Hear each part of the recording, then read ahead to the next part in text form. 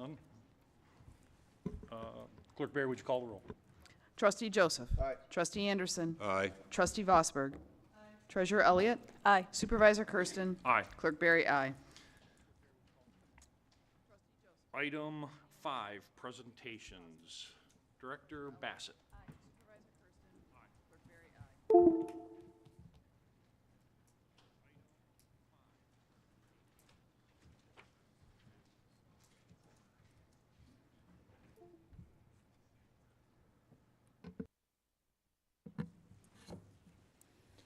Thank you, Supervisor. So we're here tonight for something pretty exciting for the Public Safety Department. We're going to be promoting 2 individuals, but I want to start very briefly. This all was put into place because Captain Franks is retiring on the 30th.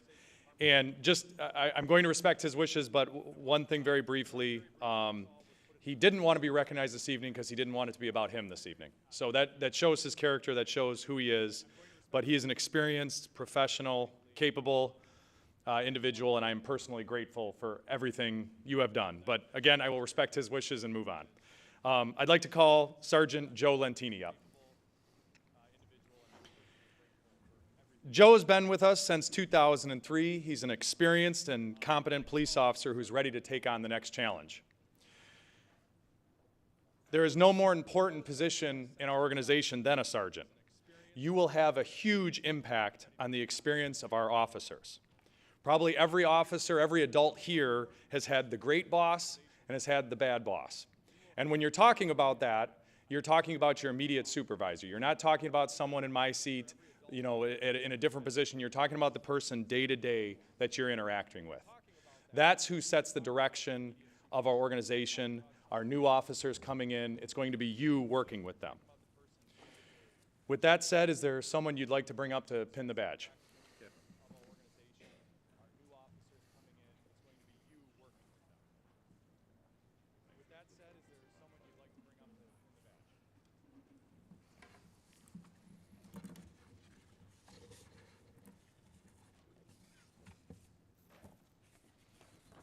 Joe, congratulations. Thank you.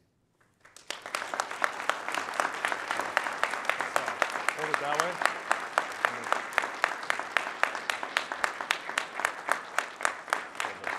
Good job. I'd like to call up Lieutenant Tiffany Krul. Tiffany's also been with us since 2003. She's proven herself to be an effective and capable leader for our department as a sergeant. Today, your responsibilities will increase exponentially. Lieutenant Krul will be commanding all field operations. For those here, what that basically means is if you call 911 and a police car comes, that individual is going to be reporting to our new lieutenant. Tiffany, you're making the transition from police officer to administration. Your challenge now is to ensure that our team has both the tools and support that they need to continue to ensure that we are the best public safety department in Michigan. With that said, who would you like to pin the badge?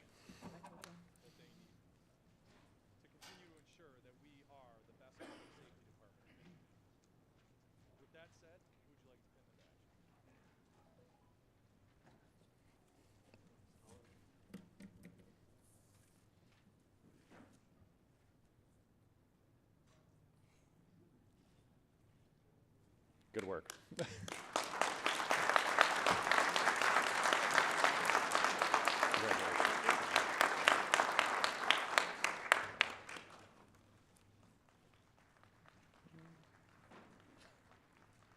don't know where to look. I know. Good job.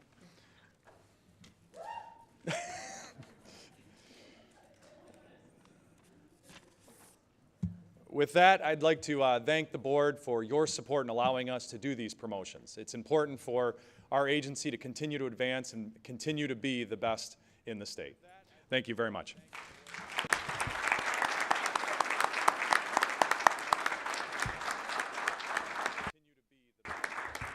Thank you, Director Bassett, and congratulations, Sergeant Lentine and Lieutenant Krul. Item 6, Department Reports. we'll give a few minutes for the audience. Item 6, department reports. We'll give a few minutes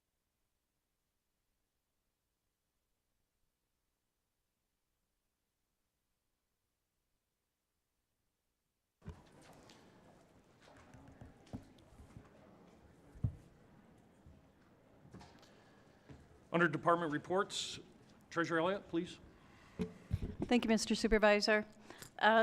Two updates. The first coming from SEMCOG at semcog.org. SEMCOG is the Southeast Michigan Council of Governments.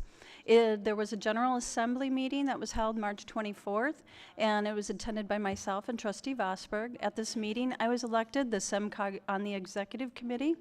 This is an important role for Chesterfield Township, as the Executive Committee is a decision makers for finances, regional studies, plans, policies, and legislative positions. There was a guest speaker there named Claude Molinari from the Detroit Metro Convention and Visitors Bureau, and she gave an exciting presentation about a new campaign called Detroit Wins. Michigan's fourth largest industry is travel and tourism. You can visit the now newly developed website, visitdetroit.com, where you can learn about Detroit Wins and find valuable resources for planning events and conventions locally. The SEMCOG chair, Chris Barnett, made an announcement at that event at the SEMCOG meeting regarding the annual Engineering and Surveying Excellence Award by the Michigan chapter of the American Council of Engineering. That is where they spoke about the OHM Advisor's highest honor, and which is called the Engineering Eminent Conceptor Award. And that was given for the outstanding achievement for the work that they did here at the Brandenburg Park Shoreline Restoration Project. The Assembly learned about the Electrical Vehicle Resource Kit and Planning Hub to empower local communities with tools and resources for planning and funding of electric mobility infrastructure. There are several different webinars available to township employees and elected officials. I am proud to say that our Facilities and Operations Department actively engages with SEMCOG to apply for and secure valuable grants for our township, the most recent being an application for the Green Infrastructure Grant. SEMCOG is dedicated to preserving and restoring water quality and managing stormwater. They have several information pieces to help educate the public on the importance of taking steps to help keep our water clean from stormwater pollution. There is these pieces here that are for educational purposes. They're back on the back table, and also if you come in to the township, you're welcome to find those in front of the clerk's office in the brochures are hanging up there in front of the clerk's office. In the treasurer's office, we are excited about the various several trainings that we're participating in. We have on-site training with our entire staff that's been taking place, increasing our knowledge, providing cross-training, helping to prepare us for upgrades and improvements to our technology. We also have off-site training upcoming for certifications that will be taking place to give you the most comprehensive, effective, and efficient resident services. Thank you, Mr. Supervisor. Thank you, Treasurer Elliott. Clerk Berry. Thank you, Mr. Supervisor. I'd like to take this opportunity just to make a point of clarification. We've been getting some questions in the office regarding whether Chesterfield is having an election in a couple of weeks. There seems to be some confusion. I know that my name has been in the paper quite a bit lately because, as the board knows, I'm a candidate for Secretary of State. And we're getting questions. People think that there's an election coming up in a couple of weeks. That is not the case. Chesterfield will not have an election until August. The August primary, you will have the gubernatorial candidates as well as state legislative races, congressional seats, county commission seats, and also the election to fill the balance of the vacancy, or excuse me, the balance of the term for the supervisor will also be on the August ballot. When there's a reference in the media regarding an election that involves Chesterfield Township Clerk Cindy Berry, what they are referring to is a closed Republican convention process by which the statewide candidates for Secretary of State, Attorney General, and several university boards are chosen. That does not involve the general public. That only involves delegates who were selected to be delegates to state convention, and that occurred at county conventions yesterday. So that is a completely separate system. That is a completely separate process. It has nothing to do with the August primary. It has nothing to do with those choices in August. So there is no special election in Chesterfield. Chesterfield voters, the first opportunity to vote is in the August primary, and we will be notifying those who are on our permanent absentee voter list. You will be receiving information regarding receiving an absentee ballot for that August primary, probably sometime in June. So watch for that then, but just wanted to clear that up because there seems to be some confusion, and hopefully that clears it up for everyone. Thank you. Thank you, Clerk Berry. Further department reports, Director Sonnenberg? Excuse me, before you get started, Josh, Trustee Joseph, please. Sorry, just a quick update from the Library Board. Director Mattson of our Chesterfield Township Library would like to let residents know that the Chesterfield Township Library, in partnership with the Michigan Department of Health and Human Services, has received 300 free COVID-19 at-home tests, which are available to distribute immediately. The program aims to increase the access to free testing for individuals, families, and communities. The at-home tests will be available at the library checkout desk. Each test kit includes 2 tests, and library staff will provide 1 test per person per household daily, up to 5 tests. I'll skip the balance of the library programming, but Ms. Mattson's got some great programs over there, so if you happen to be there getting a COVID test, please inquire about all the various programs there. Thank you. Thank you, Trustee Joseph. Director Sonnenberg.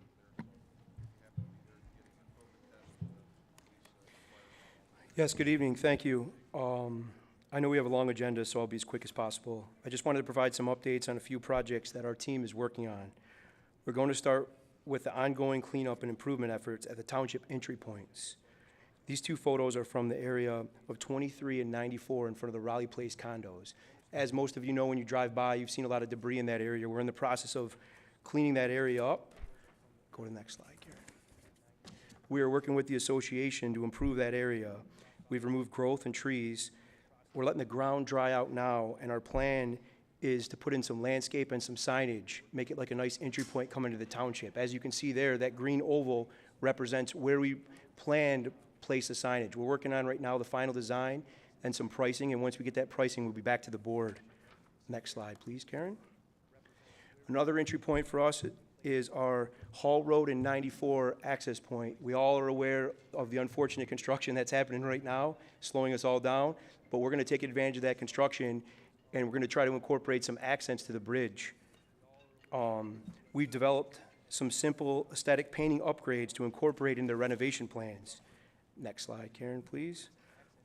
Our plans include 2 logo options. Once we receive the pricing back, we can discuss it further and decide how we want to move forward.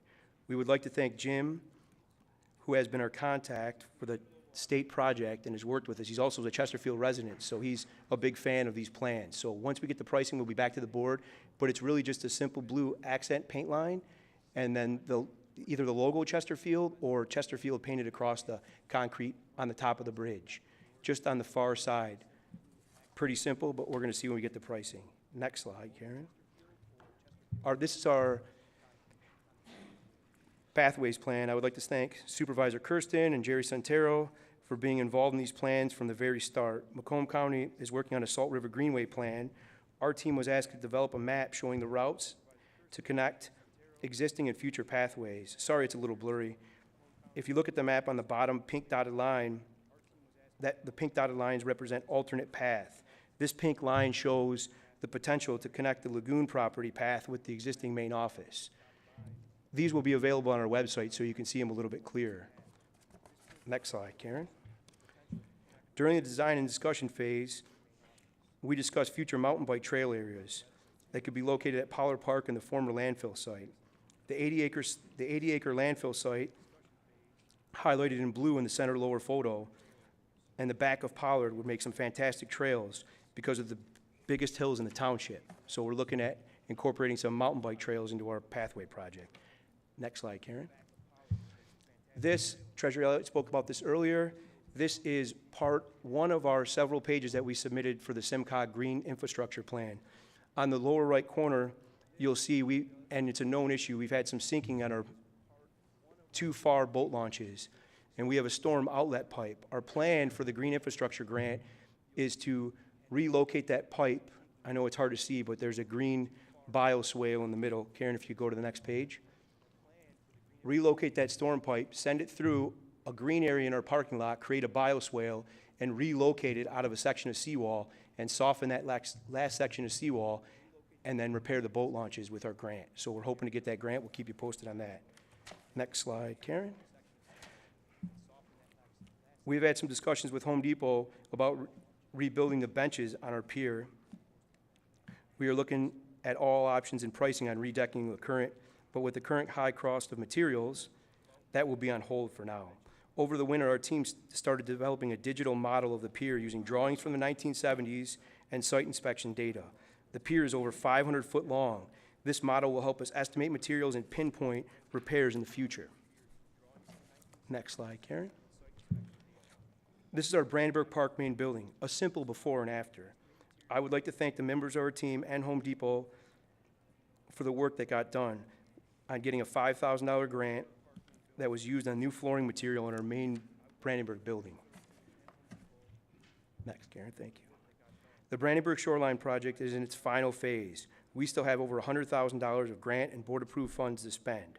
Our plan was to let everything settle for a season, use the remaining funds to finish the transition zone. If you have been to Brandenburg, you will notice how the ground from the boat launch area all along the rocky shoreline headed towards the pier is uneven. Next slide, Karen. Those areas where the grass meets the rocks is known as the transition zone. You can see where the black silt fence is shown in this picture. That will be filled in with rocks, large flat stones, mulch beds, and plants. We are planning to start this work in the transition zone the week after the park closes in the fall to avoid having the park tore up all summer. Next slide, Karen.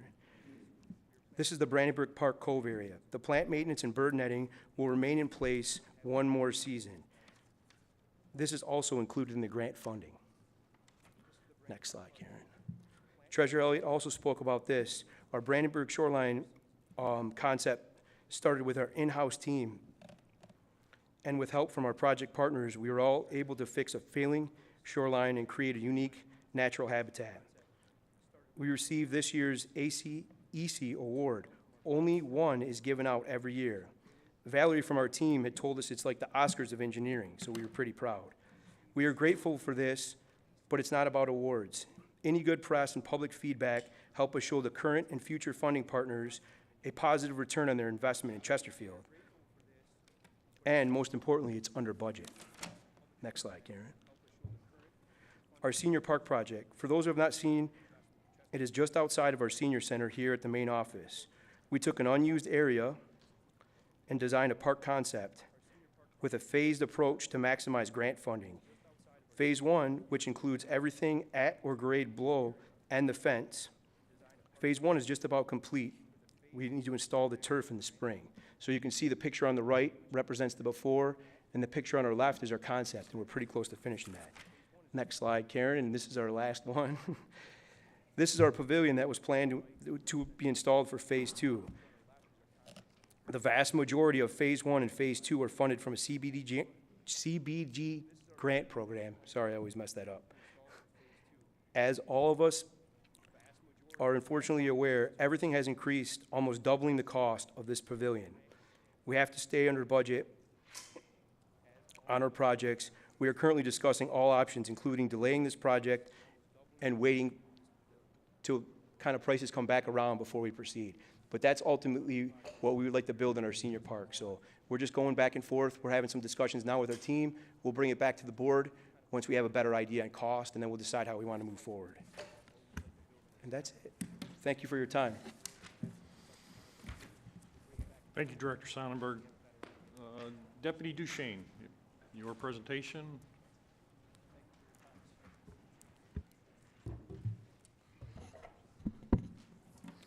Good evening, members of the board and citizens. Chesterfield, the supervisor, Brad Kersten, has assigned me the task of giving a first quarter report from the view of the supervisor's office on key issues and larger projects that have been undertaken this fiscal year, and to give you kind of a status report on a number of things that are underway and we're looking forward to for the next quarter. So let's begin with a couple of things that the board authorized Partners and Architect to do regarding facilities. The Township Hall Municipal Building, Partners and Architect was retained to do an evaluation. They work very closely with the departments in the Township Hall located here. They have reviewed the physical structure, the heating, ventilation, air conditioning, and other pertinences regarding this building, and have come to make a recommendation or a summary at this point of a recommendation that would require about a $4.5 million upgrade and change to this building to put it into a condition where it's going to be sustainable in the long run and eliminate the problems with the boiler failures and the other electrical and other sub-performing parts of the building. What that would equate to in a 20-year bond, it would require a annual principal and interest payment about $306,000 per year after the year 2023. Now, one of the very good points is there are currently no debt, general debt, and there's no debt on this building. It was created or built in about '92, so the township has certainly had a serviceable length out of it, and it is a time certainly there is going to be considerable expense. Probably over $1 million needs to go into HVAC alone. So in perspective, it is time for the board to take a look at the options here and understanding there are significant heating and cooling costs that go into this building and other repairs that need to be made into it. So that's a factor as you proceed to go forward. This is one of the first things that's come to conclusion in the first quarter of fiscal year 22. The Jefferson Fire Station building that was decommissioned after considerable analysis and review of the options and working with the Public Safety Department, Supervisor's Office and Partners and Architect have concluded that the cost to remodel and modernize that fire station is just simply not supported. Further, any reuse or investment does not model out well and does not produce any real supportable uses that is an alternative for the township. The more details on that are in the partners' report. It's rather lengthy, goes into the detail and structure and all aspects of it, but that is the report that we have for you tonight and where we'll be recommending going with that. The public safety building, as you know, this has been a pretty good investment for the township, acquiring an industrial building. They've done considerable work with it to make it a serviceable police station. The public safety building, upon evaluation of Partners and Architect, the firm the board retained, is now reporting a tentative budget that should be considered of $4.2 million.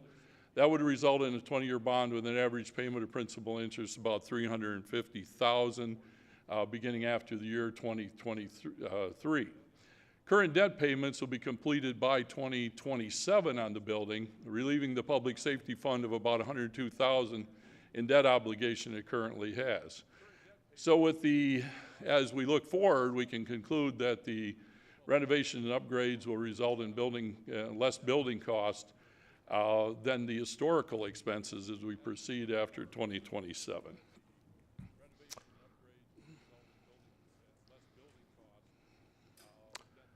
The supervisor has been working with Senator Peters' office to find additional sources of funding that will go and aid in the critical repairs that are needed to the Demink pump station or in Jefferson. The Anchor Bay pump station is also known as significant physical problems with its pump configuration and structure now, and it is incredibly important to managing surface and stormwater in that area. The supervisor's office has been engaged in looking at every other alternative that includes everything from special assessments, general funding, and assistance through other sources that may be available.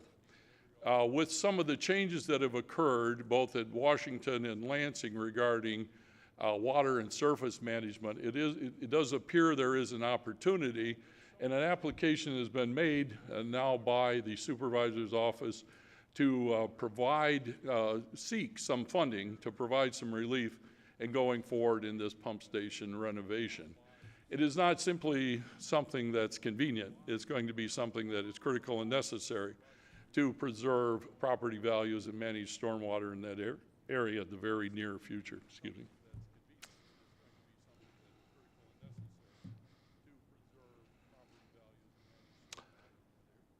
It came to our attention that during the time the township has renovated the parking lot and bridge, the township had prior spent about $10,000 with an engineering firm to develop a parking lot improvement program.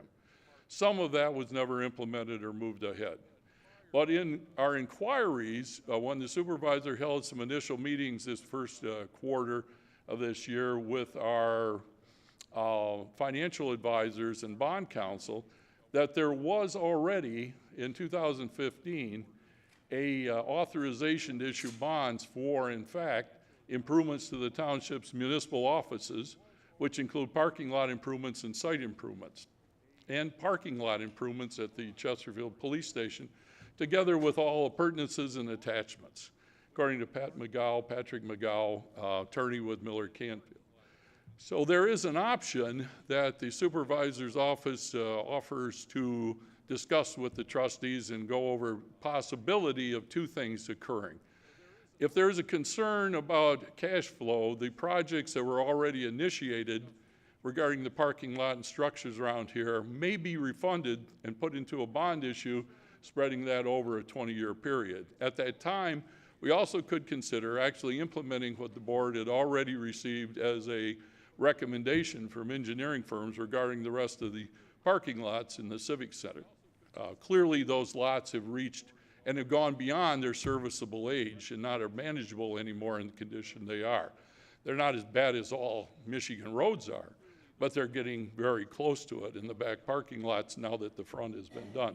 So that is another area of study the supervisor's office has been looking at and discussing alternatives. ARPA funding. Chesterfield Township has not yet made any policy decisions regarding the use of the $4.8 million it received from the American Recovery Act. The final rules for ARPA funding have been brought in to allow for a lot of different options, primarily still focused on infrastructure and sustainable improvements to the township. It still has restrictions on use of things that are like short-term salaries, short-term investments and return. But beyond that complication, it no longer is totally restricted for water and sewer or infrastructure. It allows some flexibility. So you have a lot of things that are on the plate that the township, as we are just now developing and continuing the 6-year capital plan, which really was kind of initiated just in the last year or so. The township has not had a multi-year capital improvement program in its history. So that is something that may be factored in, and the supervisor's office is interested in working with trustees to better feel where that might fit in our overall capital improvement program. Options are there, but it is notable that there are some dates coming up about the planned use of funds and reporting what the intent of the local municipality is in using these ARPA funds. Northeast Sanitary Sewer Project. A major initiative that this supervisor's office grasped right away upon taking office is the construction of the Ascension Medical Facility and the surrounding area's need for sanitary sewer. We proceeded to engineering, evaluation, and development of potential plans for the extension of sewer in that area that we're now calling the Northeast Sanitary Sewer Project area. If we do the construction according to the engineering plans that are available, the bond issue for 20 years right now with no other revenue factored in would be $495,690 per year. That stands alone without considering dedicated capital fees for connecting to the system and other services that may be provided and received from, as revenue by the township to offset this amount. It also does not take into consideration any investment by private properties and development that the availability of sewer will bring into the township. So this is raw analysis based on the engineering study, but there has been a voiced demand received by the supervisor's office about the need and the interest to proceed in the northeast area to construct sewer, to aid in development, and also to aid in an now existing facility well underway in the Ascension Medical Center. If not serviced by sewer, that center will be, it will have to rely on a local unit wastewater treatment facility that it builds itself. It will not be connected to the public sewer. That is not their long-term desire, and it really shouldn't be the Chesterfield Township desire, nor the County of Macomb's desire to have that. The Chesterfield Anchor Bay Community Center. On your agenda tonight is the consideration to lease the Sugar Bush Elementary School building that would be utilized for the township's first dedicated parks and recreation facility. This building, as we'll explore a little further, is certainly versatile, and many, many community schools have been converted into recreational facilities for the local governments and the public to use. Right now, the public has only one part of a dedicated recreation facility, which is attached to this building, which is only for seniors. It's paid for by block grant funds. There is no other facility for recreation except for the outdoor parks. That consideration is before the board tonight, and obviously we put some analysis into this, the pros and cons, and obviously the con is money. And the pro is argumentably well known to many people in the community today, and projecting to the future for potential use for their children ahead. Some other incidental things, this supervisor wanted to do two things right out of the chute, is to move on capital, both the long-term capital outlay project, manage facilities better, and control our equipment and fleet costs, as well as rethinking this process of how we acquire vehicles. So in that process, we've started to reduce the fleet, the first sizable and the first material action to really reduce the fleet size, to realign it with the mission and purpose of the township as it should be. The 6-year fleet plan includes a variety of purchases and leased options in the disposal process, which soon will include state-sanctioned online auctions. This has already brought us to reduce our vehicle count from 50 to 37, a 26% reduction. You have an item on tonight's agenda that's also part of this, which is leasing of vehicles instead of the outright purchasing, running those into the ground until it doesn't make sense, and then trying to band-aid them together until they're useless or wasteful, or they don't have resale value. In the meantime, we also had too many. As a recent study showed, asked for by the supervisor, showed that we had too many. I have a point of order here. A lot of these items are on the agenda tonight. Why are we all covering them now? Why don't we let them flow out naturally as we go through instead of talking about the equipment and everything else? These will be addressed tonight or another point. It's just kind of elongating the time of this meeting. Let's get into the basics, what we're here to do tonight. Thank you. Hey, Mr. Supervisor, I concur. This is no longer a first quarter budget report. I don't know what this is, but we've covered about 30 issues, and none of them are in our packet. There's no opportunity for questions, and I have no idea how long this is going to go, but it's just everything from soup to nuts here, and I agree with Trustee Anderson. So this was a culmination of several items since taking this position, and instead of fragmenting the report out, we culminated into one piece tonight. If you're not, I think you're almost done. Almost. We'll get to some of the conclusions. If you'd indulge me, 10 more minutes and we'll move on. satisfied, or? No, I'm just saying, these are not like touch points, these are lectures. We're hearing about running them into the ground and expenses for this and like, I wholeheartedly agree with Trustee Anderson. This is, you know, we got a lot of people here and a lot of issues, so, however long you want to go, it's your call, but, Well, this is I thought the big. residents would be, I would like them to be informed on everything, so. But the we heading is can- first quarter budget report, that's all. We can suspend it. Well, we'll finish with the first quarter budget report then. Okay, thank you, sir. I appreciate That's not your a time and problem. effort. So, yeah, I appreciate the request for shortness and brevity. Let me just run through a couple of things too. Then this does impact on future budget planning, and this impacts on this year's planning. We are looking at, and we've identified a reduction of upwards of $300,000 in staff size in reconfiguration, both in this fiscal year that'll carry on to the next year. I will leave some of the right sizing classification changes for another time, but we are preparing negotiations with bargaining groups, 8 of them, as contracts expire on 12/31 of '22. So that is immediate and pressing.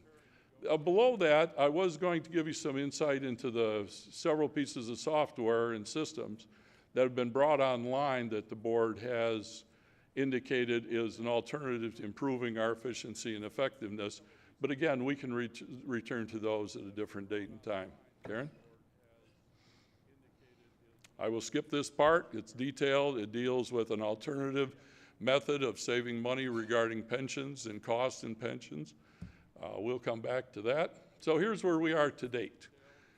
In the first quarter summary, the general fund and all budgets are averaging 25.46%, ending the first quarter of this fiscal year. As you know, this year's budget was structurally imbalanced between revenues and expenditures. In the general fund, it was $1.7 million of use of fund reserve, so that's structurally imbalanced in the proper science of public administration. This means you can't continue that kind of pathway. So we need to do a number of things. As I mentioned, reductions in expenses this year, and looking forward, as we are now forecasting, and the supervisor wanted to begin the budget process for '23 immediately in January, and the finance director and our office has been working cooperatively to come to that conclusion. So right now we are looking at reducing the projected use of fund balance in this year, and both in the big funds, the public safety and the general fund, we see that we are on target towards the adopted budget. And that is important, where we stand at 24.46 of the year. Karen? So it's structurally unbalanced, annual projected revenues greater than single year expenditures. The first quarter fiscal monitoring of the funds does indicate that we're within practice guidelines around the 25% mark. We are recognizing options to result in reducing costs. And there are a number of other actions underway in a professional analytical manner to affect this change and prepare for '23. So in summary, regarding this portion of these parts coming together, we are looking at what our assumptions are. And again, I won't read those individually to you, but some of those I've touched on leading to this summary. And some of the key things I would point out is hybrid contractual service models, major changes to expenditure programs, and such things as tracking, managing fleet, and reducing excess use of vehicles and equipment. And summary, Karen? I want everybody to look closely at that sheet. That's a joke. You can't possibly read it from here, but in summary, with the assumptions there, it is more likely than not that the general government fund, the public safety fund, the building fund will be 99 to 100% balanced with new revenues meeting new expenditures for fiscal year 2023. There is very little doubt about that. If somebody wants to come up here and speak, they certainly can, but I'm speaking right now. And at this point, I only say, if there's any questions, I'll certainly be happy to answer them at a different time. The supervisor's office thanks you for your patience. Thank you, Mr. Duchesne.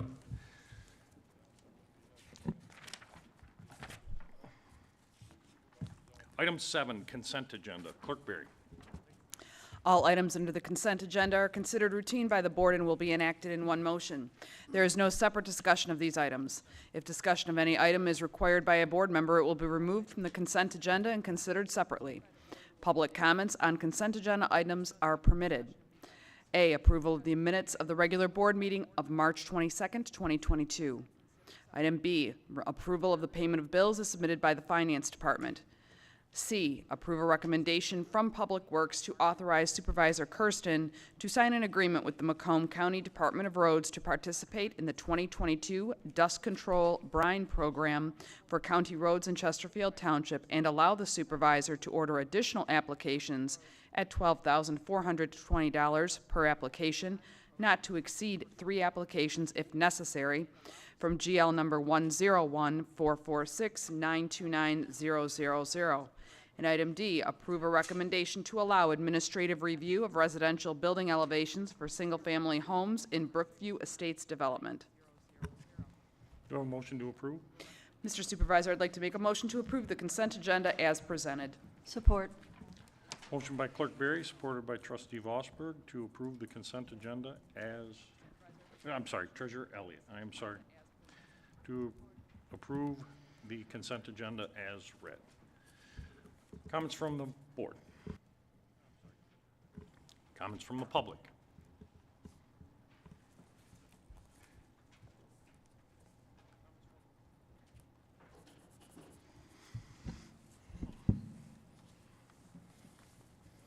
Good evening, Township Board, and good evening, Chesterfield Township residents. My name is John Spica, and I reside at 53978 Connor Drive.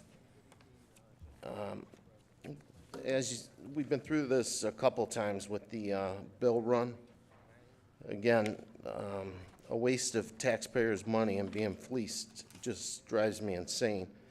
If we go to the item number under Department 215-101-215-900-.000, again, we've got a charge for JC Media for the clerk, Cindy Berry's Facebook page for $400. So again, we've got an internal IT department here, a technology and information group that can handle this. And we go through this every month.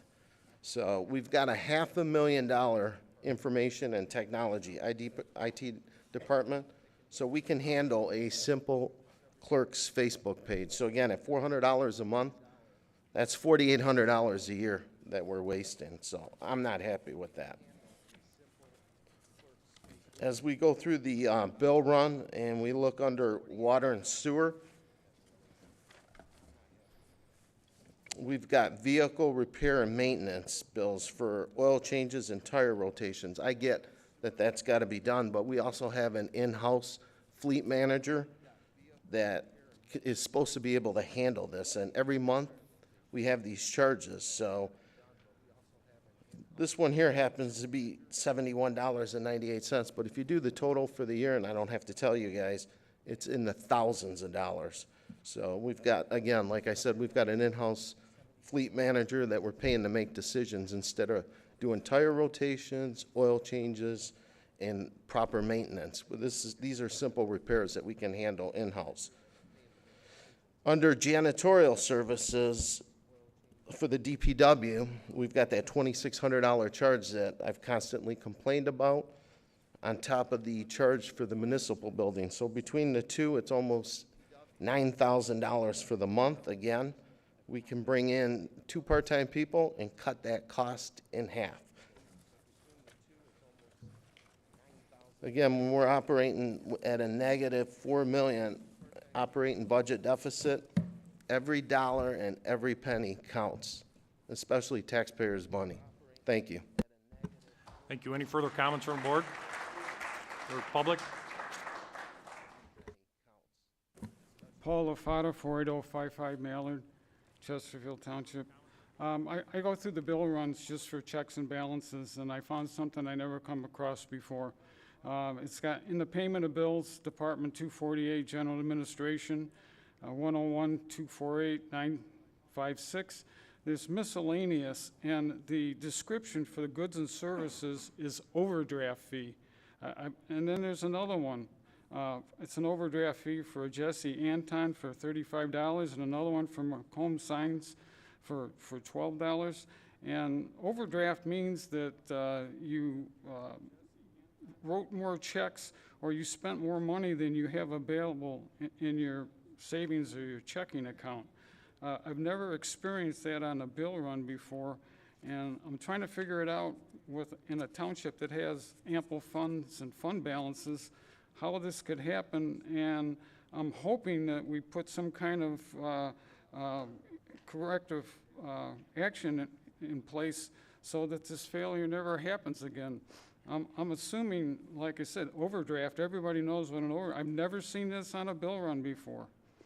And secondly, on the, approve the roads for the brine program, well, not to exceed 3 applications.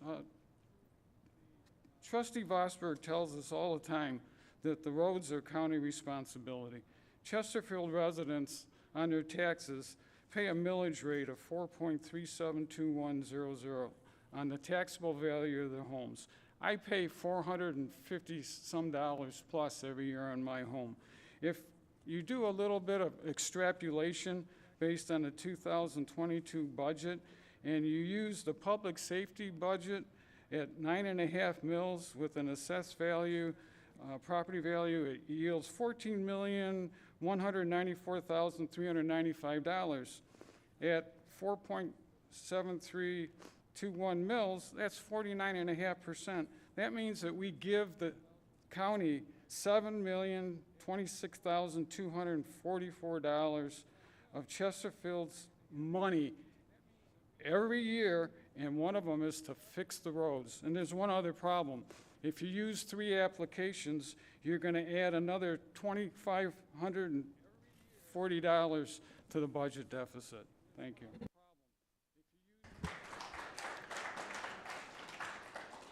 Any further comments from the public? Bring it back up to the board. Comments from the board. Trustee Joseph? No comments, Mr. Supervisor. I would just ask that we remove the consent agenda item B for separate consideration. There were a couple of questions asked by the public that I'd like answers to as well, and I would ask that we consider that separately. Make item B 8. First item on the regular agenda would be 9. Is that correct? There's support for that request? Support by Trustee Anderson to remove item 8B from the consent agenda. Roll call vote. Clerk Barry, would you call the roll? On removal of item B to be considered separately, Trustee Joseph. Just a point of order. There is no vote needed. This is a right in our rules, right in our heading. If any member of the board wishes an item to be removed for separate consideration, it's simply done. We don't need to vote on this. I'm just following the past practice. We voted on the past ones. I'll do whatever you want. No, it's okay. However you like it. Clerk Barry. Trustee Joseph. Aye. Trustee Anderson. Aye. Trustee Vosberg. Treasurer Elliott. Aye. Supervisor Kersten. Aye. Clerk Barry, aye.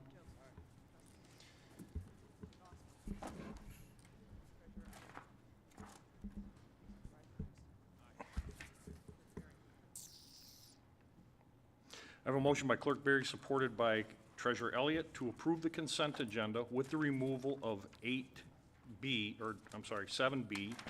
to be considered separately. Clerk Barry, would you call the roll? Clerk Barry, aye. Treasurer Elliott. Aye. Trustee Anderson. No. Trustee Joseph. Aye. Trustee Vosberg. Aye. Supervisor Kersten. Aye. Item 8, public hearing. There are 4 public hearings scheduled. Do we consider the bill run separately? Do you want to do that now, or? We always do. No, we always do that. Okay. Yeah. We'll consider separately item 7B.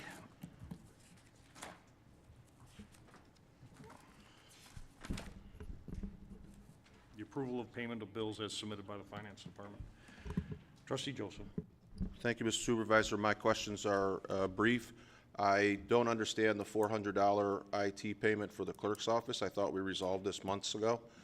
If the clerk could touch on that, and also the question of bounce checks, which as the board is aware, I emailed the entire board following my understanding that we bounced something like 17 checks, I believe, and never received any response from the treasurer as to how that happened, why that happened, and if there has been any corrective action. In the email, just so the public is aware, I asked you, Mr. Supervisor, as the day-to-day operations director, all employees in this building report to you. To bounce checks to vendors is abhorrent, and I ask you to simply go down to the treasurer's office and instruct the employees that they report to you. That department is terribly mismanaged, and the bouncing of checks, as reported by the previous treasurer, has never happened to my knowledge, and I'd like to know what the corrective action, if there is one, and what we're doing there. So the issue, and I'll let the treasurer speak to it, the issue was a technical issue to deal with the past deputy treasurer that had retired and moved on, and replacing them with names and new people filling those roles. It was an internal issue along with a banking issue as far as security, and the treasurer reached out to those banks. They did address it, and I'll let the treasurer speak to those conversations, but it was remedied rather quick and with very little impact. Thank you, Mr. Supervisor. And Trustee Joseph's email was directed to the supervisor. And the supervisor has been made aware of the entire process. So we have something, we have an extra fraud protection that we have available through the banking system, which actually protects us and makes sure that no check is ever cashed unless we have told them to expect that check. So that would say, what's the check number, what's the dollar amount, who's it made out to? So when we had somebody retire, our deputy treasurer had retired, they were the point person on that. The bank had not updated their records from that point person, and so the process, their notification process, went to somebody who was no longer here. As soon as the finance director was notified that that had happened, we quickly, within an hour, were able to contact everybody and remedy the situation. And now we have more than one person who is actually notified for everything that happens within that banking system. So we've not only remedied it, but improved it since then. So I thank you, Trustee Joseph, and the resident who had asked the question. And we are currently talking with the bank about being reimbursed for those 2 fees that, and we've told anybody, any other fees, please submit them to our department, and we are talking with the bank and how we can reimburse those fees to the residents, or to the township, excuse me. Thank you. Thank you. Any further comments? Hey, Trustee Anderson. Yeah, thank you. I just want to read, one of the residents brought up the clerk's maintenance and Facebook charge for $400 a month. It's an ongoing charge every month, $400. I believe at least 4 members of this board have Facebook accounts under their elected titles. They post their information, to my knowledge, at their own expense, because I never see it on a check run. However, every month we have one from the clerk's office, $400 to maintain her Facebook thing. She explained once that's a deal, I think, for $13 a day, something like that. But if you do check that Facebook account, I wonder how it could be. Must be some very precious words. I can't support the check run as long as we have these superfluous fees on it. It is your tax dollars that are involved there. Thank you. Clerk Barry. Thank you, Mr. Supervisor. Again, yes, we did go over this in detail, outlining why and how we do that. This is not my personal page. It is not my personal even elected official page. Those are all separate. This is a clerk's office page, the purpose of which is to engage the public, to provide accurate information. We felt it necessary several years ago to be active in social media because there was so much misinformation that was occurring there, and people were not getting the proper information. They weren't going to our website to get that information. It was all being circulated on social media. As a result, and as a response to that, we created the social media page for the clerk's department. We disseminate information to the public through that method, and through those means, such as information about board meetings. We publish minutes, we publish the agendas, information about elections, and so on and so forth. It's been far more effective. We then direct people to the source documents through there. We direct them back to the website. We direct them to whatever the appropriate source documentation is in order to provide additional transparency and information to the public. We found it to be a very effective means of doing that. As we know, one of our goals is to not only encourage citizen engagement, but also to provide accurate, transparent, and up-to-date information to the public that is not always able to be provided in any other means or method to get to the public quickly. With regards to the issue of having our IT handle this, this is not an IT matter. That's a common misconception. IT handles hardware, software applications within the township, networking, and so forth. This is a media issue. Chesterfield does not have a media department, such as Shelby Township, Warren, and some other municipalities in similar circumstances. We do not have a media department here. We had someone in our department who was attempting to manage it. It became overwhelming, not only to create content, maintain that content, but also to properly manage the page as required by law in order to do so. Therefore, we engage the services of an outside vendor in order to do that for us. They do it at a much more effective rate. They do it cheaper than we can do it in-house, even if we have an in-house individual doing that. The lowest paid staff here is approximately $19 per hour. It takes them about an hour a day to maintain and manage that account, and our vendor does it for significantly less. So it is more fiscally responsible, and in addition to that, it's providing an additional service that is necessary for us to effectively communicate with the public and disseminate information accurately and as quickly as possible. So our IT department does not handle that function. That is not their role. That is not their purpose. This outside vendor does do it better. They do it more cost effectively, and that's why we've continued to maintain the service agreement with them. Of course, have always been open to looking to any other options in order to achieve those objectives and goals. I'm certainly willing to have that conversation. The supervisor and I have had that conversation on several occasions, looking to see if we can do that. Any way to create a media department in-house, again, more expensive to do that. So it achieves the objectives and goals, one of the key objectives and goals of government communication with the residents. We achieve that the most effectively and in the best way, in my mind, to provide the highest quality of service at the lowest possible cost, and this is the method in which we've done it. Thank you, Clerk Barry. Any further comments from the trustees? Any further comments?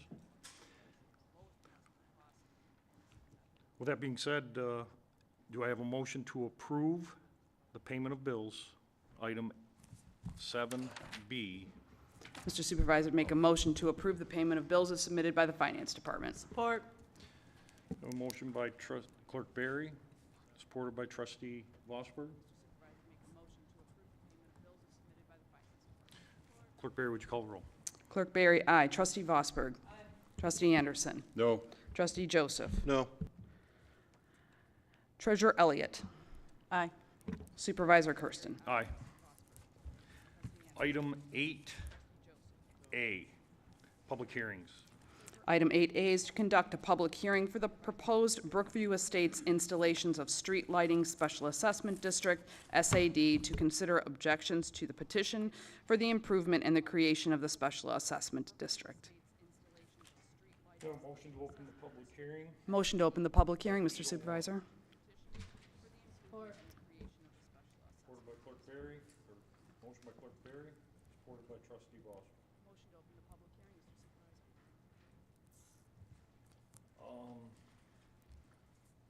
This, Trustee Joseph? there you No, go. no. So this is a revisit to the Brookview Estates, Counselor Stevens? Issue on this, so that was brought back. Pardon? Oh, I'm sorry. Just do it all in favor, for Christ's sake. Huh? Do it all in favor. You don't need to. All in favor of opening the public hearing at 8:01? Aye. All opposed? Seeing none. Counselor Seaver, if you would. This is a special assessment district for lighting improvements within this particular development. DTE will not contract with individual homeowners. The developer in this particular case has requested the township to sign an agreement with DTE for a fixed amount to install street lighting. As a practical matter, the only person that's going to object to this is going to be the developer. They've been the applicant, so assuming there's no objections, the township board will approve the resolution that I drafted, which creates the district, which is the development itself. The supervisor will sign the agreement with DTE, and then the amount will go on the assessment roll, and it'll be paid in full. Thank you, sir. And this is a new subdivision that's being built on 21 Mile Road, just west of, or east of I-94. Comments from the public? Any comments from the public? Seeing there are no comments from the public, I'll bring it back to the board. Comments from the board? Seeing no comments from the board. Motion to close the public hearing? Motion to close the public hearing by Trustee Joseph, Second. supported by Clerk Barry at 8:04. All those in favor? Aye. Opposed? The ayes have it. Motion to, or the public hearing is closed. Item 8B. Item 8B is to conduct a public hearing to consider a request submitted by National Research Company to establish an industrial development district, IDD, known as Number 34 North Gratiot IDD. Do I have a motion to open the public hearing? So moved. Trustee Joseph, supported by Trustee Vosberg.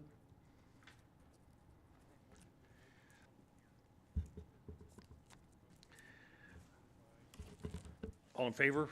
Aye. Opposed? Public hearing is open. Are there any comments for the public hearing for National Research Company? Is the applicant here? Yeah. Would you like to speak or not required to?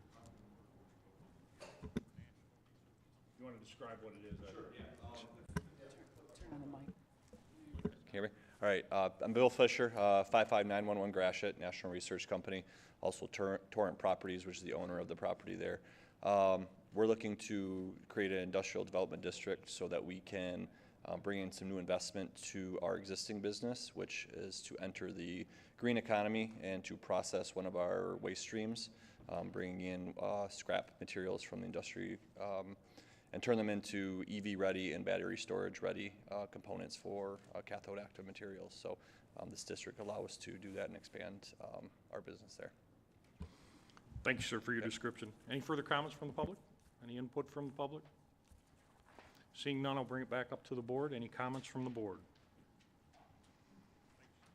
Seeing no comments from the board, I'll take a motion to close the public hearing Motion to close the public hearing. by Clerk Barry, Support. supported by Treasurer Elliott. All those in favor? Aye. Aye. Opposed? Public hearing is closed at 8:06. Public hearing 8C, Clerk Barry. 8C is to conduct a public hearing to consider a request by Six Rivers Land Conservancy to acquire a conservation easement from Chesterfield Township for a parcel of property located east of I-94 and Hennings Street, approximately 64 acres, as described as parcel number 0929176-001. Do I have a motion to open the public hearing? Motion to open the public hearing? By Support. Clerk Barry, supported by Treasurer Elliott. So how'd I like to run this public hearing? I'm sorry, I'm trying to get ahead of myself. All those in favor of the public hearing? Aye. All those opposed? Public hearing is open at 8:07. How I'd like to run this public hearing is the petitioners here make a brief presentation as to what you did similar to the past. And if the public has questions, direct them to the board. And then at the end, if the petitioner will answer them or respond to them, I'd appreciate it. The 3-minute time limit is enforced, so keep your comments quick and brief and to the point.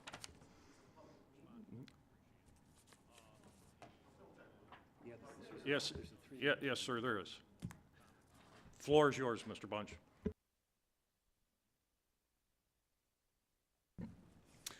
Thank you very much, Supervisor Kersten and board members. I am Chris Bunch, Executive Director of Six Rivers Land Conservancy. And since we have been here and done a fairly in-depth presentation on the project, I won't take up too much of your time.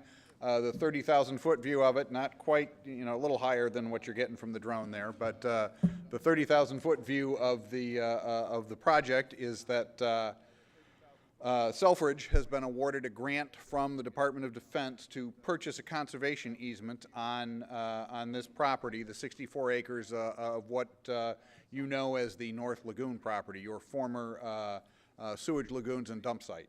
And the reason for that is that it is in the accident potential zone within the flight path of the runway. So they would prefer not to see heavy development in there. They're willing to pay for that. They've awarded a grant to purchase a conservation easement. That means that you will continue to own the property. You will be able to manage it and operate it within the restrictions that are put in place by the conservation easement. The conservation easement, from our perspective, we hope would focus on natural area preservation and natural area restoration with a public recreation component that is low density, so hiking trails, nature trails, that kind of thing. There are other opportunities that are available within the program from the Department of Defense, but before we get to that, we actually have to do some of the due diligence work, and that is specifically the environmental assessment work and an appraisal of the property. So in order to expend those dollars, we need some commitment from the township of their willingness to participate in good faith in pursuit of this. And so, as you know, the county has agreed to pay for the appraisal and for the environmental assessment work, so those are costs that you will not bear. The grant award is $675,000, representing our estimate of 50% of the value of the easement. We have committed to helping to try and raise the balance of those dollars. We will not know for certain what that number is going to be until an appraisal is completed, and an appraisal can't be completed until we can spend the money, and we can't spend the money until we've got at least some level of commitment of willingness to participate in good faith. So we're very excited about the opportunity to achieve some of our mission, some of our conservation mission, some more of it here in Chesterfield Township to help preserve some natural features and to help protect water quality for Lake St. Clair. We're very excited about the opportunity to be a partner to the Air Force and to those that are out there every day on our behalf. And we're very excited about the opportunity to bring some cash home to our good friends here in Chesterfield Township. So thank you and good night. Thank you, sir. I'll open it up to, again, the public. Anyone who would like to comment or make a comment, please approach the podium, state your name, and hit the button so you're recorded. Thank you, sir. Paul Lafata, 48055 Malin. Spent about 6 hours doing some research. Six Rivers is nothing but part of a conspiracy because this property is required to base F-35s and satisfy the ES implementation plan for Selfridge Air Force Base. Nowhere, and I've asked, has this been posted on the township website? And I'm really upset that you only get 3 minutes to inform and educate the residents that you're bringing a possible risk and danger to the township. And this is part of it. And I'm really disappointed in our township government. I have lost all trust. A public hearing is supposed to be for the residents, not for somebody to come and pitch their wares again. They already had a presentation, and we were not allowed to speak. If you want me to read this, that's fine. If not, I have lost total trust, and I hope all the residents here have also. I put copies out. If anybody wants a copy, contact me at plafata@comcast.net, and I'll send you a copy. But this is ridiculous. That's all right.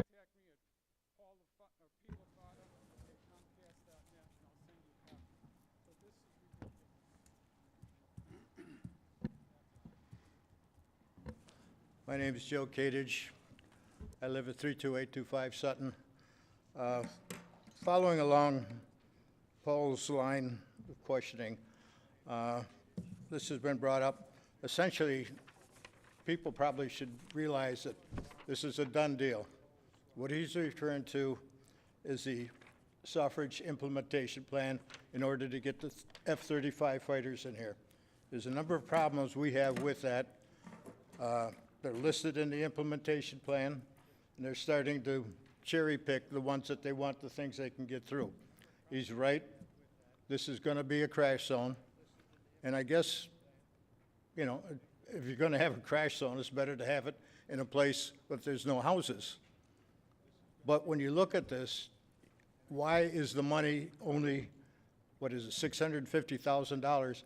You could sell that property, and based on what a builder would pay or a developer would pay, you could get that, he could get his money back on that, put houses up there, and you get an equivalent amount every year afterwards from the taxes from that property. Here you're getting $650,000 to keep the property vacant. It gets no value to the residents. Beyond that, some of the other things in here, the other crash plan that's in here, the first part of it, obviously, is in the homeowners that are in the direct flight plan beyond that, from there down to the end of the runway. Nobody's saying anything about compensating them for what's going to happen to that home if something happens there, and nobody's saying anything about the development and everything that's happening with the noise from the F-35s. Now, as I said, this thing has already been bought into by the former supervisor.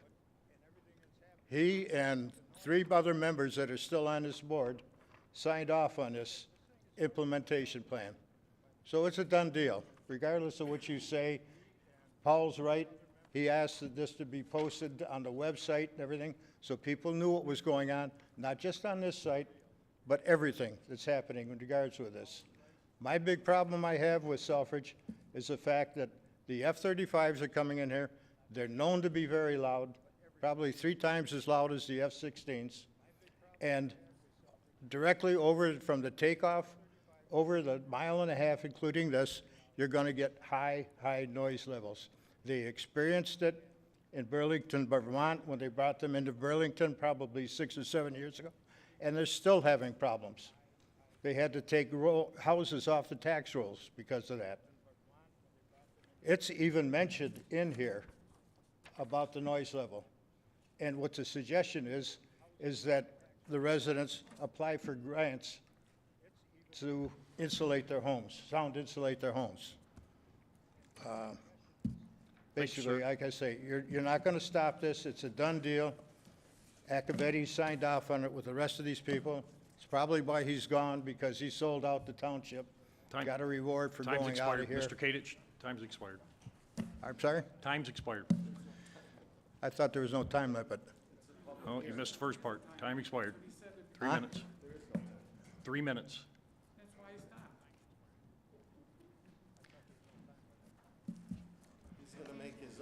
Anyway,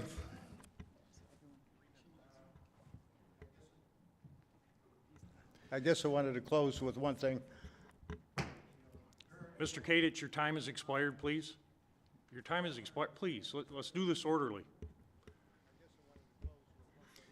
Any further comments from the public?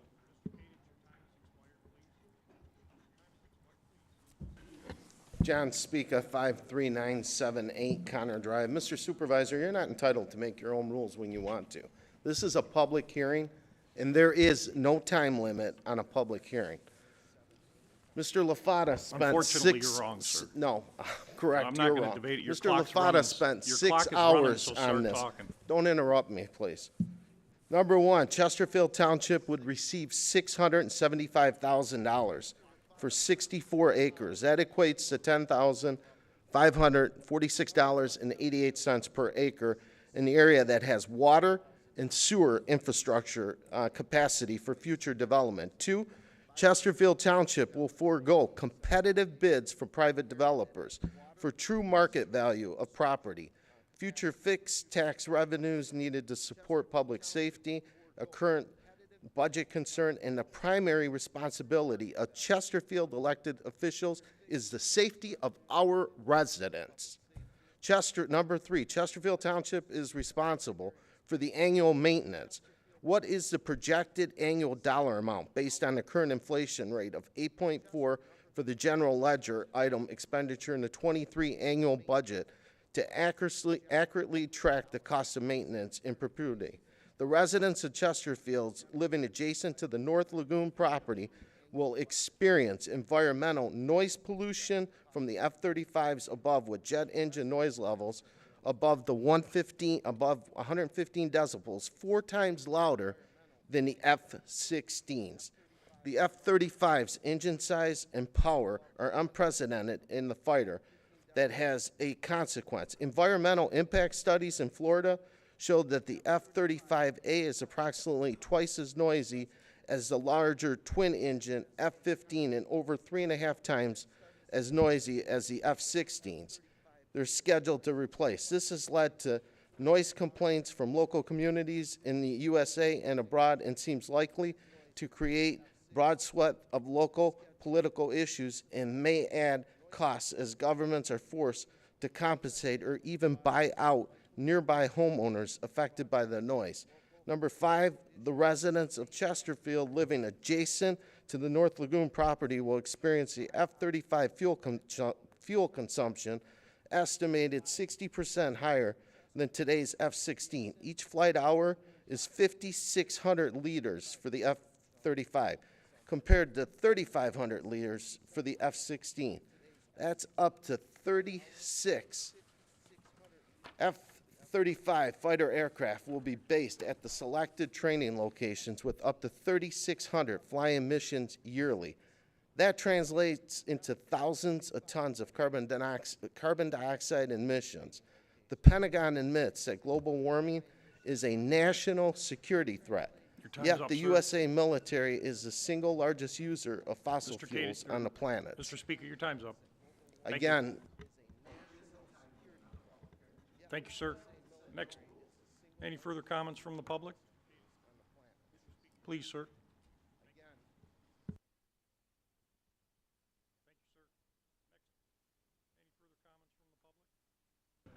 George Worthman. I live at 305 Santa Anita Drive. I live adjacent to this property. I live in the southeast corner. I've lived there. I was probably one of the first people to move in Sugar Bush Farms. I bought a spec house there. The property right behind me is the old Hennings landfill. There's a 4-foot cap that was put on there 20 years ago. There's vents there. Now, if you people think, or if you think it can be developed, I don't know. I know you can develop it, but it's going to cost a lot of money to develop that property. Now, north of Fuller Drain, where actually the lagoons used to be, I guess you could develop that property. But I'm here in support of Six Rivers. I think it's a great idea. I've lived there 19 years. That place is just full of a variety of wildlife, and I would rather I'm used to the planes. They don't bother me at all. I don't care if they're 3 times louder, to tell you the truth. I mean, they come right over the house. It's just something that I'm used to. I would much rather see that than another 300 homes, 400 homes put in there, because there's only 3 roads into that property. I don't know about Cotton Road anymore because I think that was sold. I don't know if there's egress, but there's only 3 roads. So if they build houses there, and it could probably hold 300 houses, I'm just guessing, it's going to increase the traffic in all our neighborhoods in Brycewood and Sugar Bush and over in Hennings. So again, I'm in here to support to put it in conservancy. Thank you. Thank you, sir.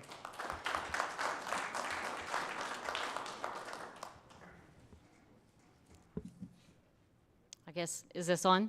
Yes. Hi, I'm Dreama Isaac. Address is 43990 North Jefferson, Selfridge Air National Base Guard, 48045.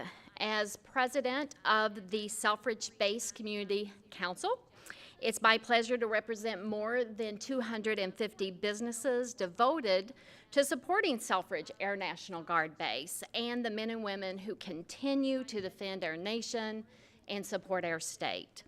The 250 council members represents a broad community sector, including business owners, area organization, municipality leaders, nonprofits, and elected officials. These industry leaders bring together the voices of their collective communities and represents the pulse and sentiments of our community. The council focuses on the protection and growth of the base and Michigan's defense and homeland security missions. We also promote the general welfare, prosperity, and quality of life of our military members, their families, and our civilian partners. We recognize that Selfridge Air National Guard Base has been a critical cornerstone of our Macomb County communities for more than a century. Our membership has advocated for Selfridge and fostered decade-long partnerships between the civilian community and the military community centered at the base. The Selfridge Base Community Council is in favor of preserving the land for the conservatory effort. This easement and partnership between the base, Six Rivers Conservatory, and Chesterfield will provide for the safety of the local community while developing recreation opportunities for the residents. And most importantly, it will also safeguard the continued viability of the base and close to $1 billion of economic impact that it brings to our communities. Thank you.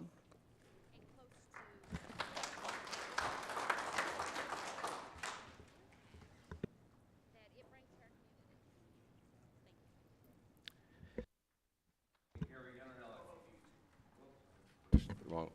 52624 Laurel Oak Lane. I just want to give you a little different perspective. I've lived in New Baltimore, Chesterfield all my life. If you have an air base or an airfield, you're going to have airplane crashes. In my lifetime, I witnessed one crash of a jet not too far from where I lived in New Baltimore. My cousins actually rescued part of the refuge from the crash. The pilot didn't make it. He bailed out, but his chute failed him. Another airplane crashed at 23 in Gratiot in my youth, where the Meyer store is now. I believe that was a tanker or a B-47. Just a few years ago, there was an emergency landing of a helicopter near Church Road and I-94. Fortunately, everybody survived that. The Six Rivers group was very helpful in this township acquiring the nature park at the end of Hooker Road. They've also been instrumental in acquiring additional nature land in New Baltimore on M29 at the east end near Marsack Creek. As you people on the board know, for a good number of years, I've represented a lot of property owners and developers in this community and adjacent communities. Those developers have never had any conversation with me about the development of this land as residential because of its proximity to I-94. It's obvious in the flight path to Selfridge, and as this gentleman said years ago, part of it was a landfill. There's been other landfills in Chesterfield that basically sit dormant. Behind Bauer Court, there's a landfill. There's a landfill at 25 and I-94. That's where the poisoned cows were all buried. So I think in the big perspective, it's a good thing to move forward and to try to acquire the monies. What the costs are in the future, it's like with Pollard Park and Brandenburg Park. If people a long time ago didn't work to acquire that property for those parks, you wouldn't have them now. And as to Brandenburg Park, there was people in New Baltimore that helped assemble that land for the benefit of all the residents in the area, and the state contributed for the development. That's why that park has always been open to the public, where in my youth, the park in New Baltimore was basically restricted to residents, and as time changed, they changed their policy. So obviously there's noise impacts. There's always potential for crashes, because crashes have occurred there. But I think when you balance all of the pros and cons, the community's better off trying to get these monies, make it into a nature preserve, paths, grow some more trees there. Thank you. Thank you, sir. More comments from the public, sir?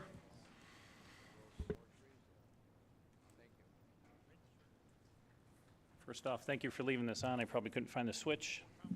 I'm Colonel David Spehar. I'm the Vice Commander at the 127th Wing. I appreciate the opportunity to speak to the board tonight and to the public. First off, the F-35, although we would like it to come to Selfridge, is not slated to come to Selfridge Air National Guard Base. That basing decision is made. We are a secondary option should the unforeseen thing take place that where it's currently going to be based falls through. So they do an environmental impact statement at the second location. That's very standard in everything that's been done the couple of times we've run for the F-35 in the past. Secondly, in relation to noise, fighter jets are pretty loud. And I equate it to if things got really cold, if it gets to about 15 degrees outside, whether it's 15 degrees or 10 degrees, it's going to be cold. Although a thermometer will tell you the difference, to your ear, you probably won't be able to notice. It'll be very similar to an F-16, which, yes, sir, it is loud, but it is not any difference from that. We had F-16s from the 90s until 2009 when they were divested and we picked up the A-10s and the KC-135. In regard to the $600,000+ that was mentioned, that is true. That is half of the payment. The government would put up half, and then the group would take care of the other half. That's what they would be fundraising for, so it'd be double that amount. And then really finally, I was a resident here in Chesterfield for about 16 years. I lived on Lord Drive, then I moved over to Maple Ridge. I've always had airplanes in my in the purview. Now I moved out a little bit further west to Macomb. It's kind of sad that I don't hear them, but I understand that some people, it can be a concern. I get that, the base understands that. And this property that we're talking about is not there for F-35s. That property, that easement is set for airplanes that we fly right now. The mission has to do with everything right now, and it's for public safety. That's really the bottom line, and that's why the government will put up that money to purchase these easements and put it under that kind of control. So anyway, that's all I had. Unless there are any questions further for me, we'll be happy to take care of those at any time. Thank you. Thank you, sir. Further comments? Good evening. I'm Raymond White, 425 Clinton River Drive, Mount Clemens, Michigan. I came from one reason, and I decided to change and just speak for me. I had the privilege of flying at Selfridge for 11 years. It's 1975 to 1986. I flew over this coming in every day. When I first started flying, they told me about the crash zone. And they said this: we would rather buy the farm in nature than buy the farm in houses and people. What price can you put on a person? We accept the change. We accept the risk when we put on that Zoom suit and get in that airplane.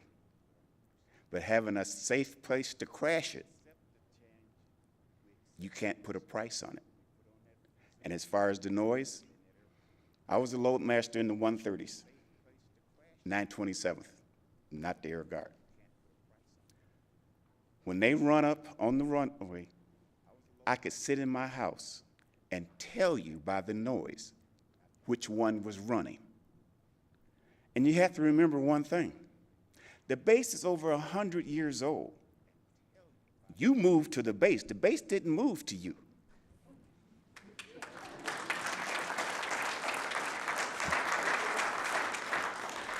Thank you, sir.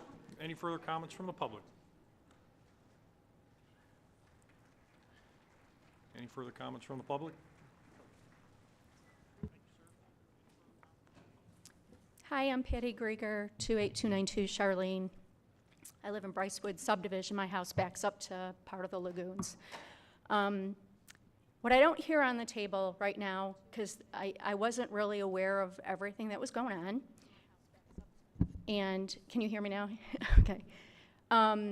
So a lot of it is new information that I'm trying to process today. I, for one, don't want houses back there, and I don't want a developer back there. I don't actually care about the noise of the aircraft going over my house, because sometimes it feels like it's going to take my roof off. It doesn't really bother me that much. But what's not being discussed tonight is just leaving it alone as natural property. What happens if we just leave it alone? Why does the Department of Defense or Selfridge need it so bad? Like, the base is 100 years old and we haven't put it in a conservatorship. Are we, as a township, going after the money because they have a grant to give us? I'd like to understand that a little bit better. And I'd also like to understand how far the property actually goes. Does it go all the way from 21 Mile down to Cotton, or is it just the property that kind of dead ends into Sugarbush Farms along Santa Anita? So, thank you. Thank you, ma'am. Further comments?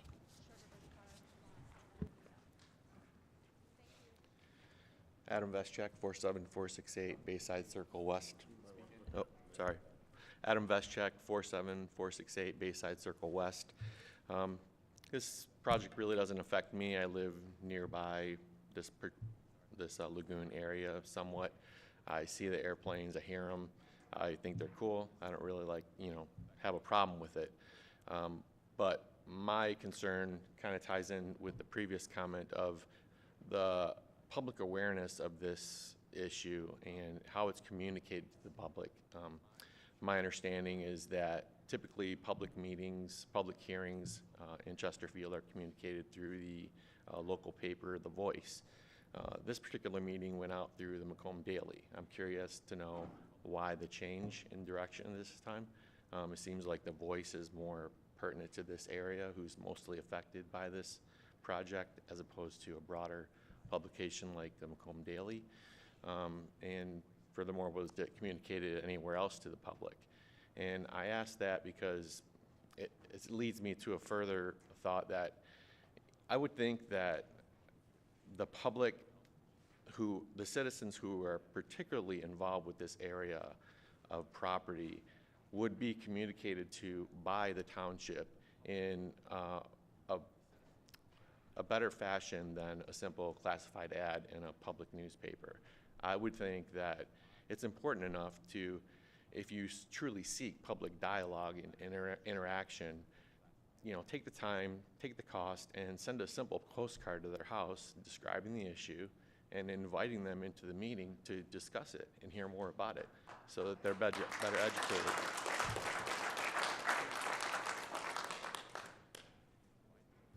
I'll leave it at that. Thank you. Thank you, sir.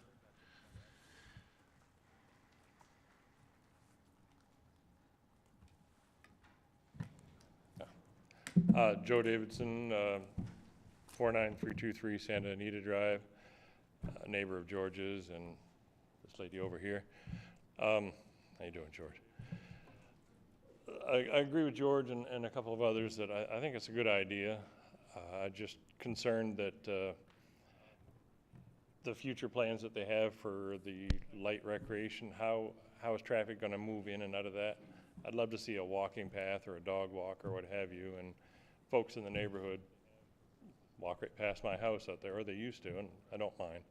But that's, 2 or 3 people in the neighborhood. If we talk hundreds, then what kind of plans have been made for access? How would they come in? Like through the Sugar Bush, off of Cotton, as George suggested, or down Hennings?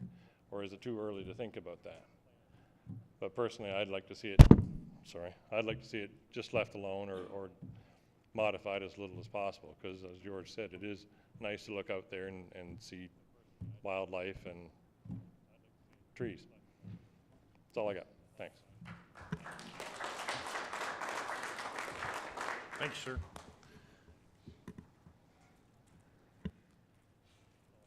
Hello, Carrie Whitfield, 50112 Bauer Drive. I guess you can see again, what the residents in this township really want is to keep the green spaces. They don't want development after development after development, which sounds great when you're looking at just bottom lines for your tax revenue, but it's not what the people of this community want. They want to keep their wildlife, they want to keep their trees, they want to keep their paths. So I hope the board listens to them and does this deal. And thank you to every one of you from Selfridge, and God bless you.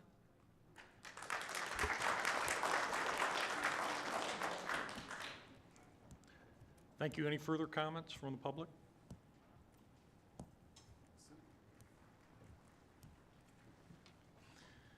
Seeing no further comments from the public, I'll bring it back up to the board.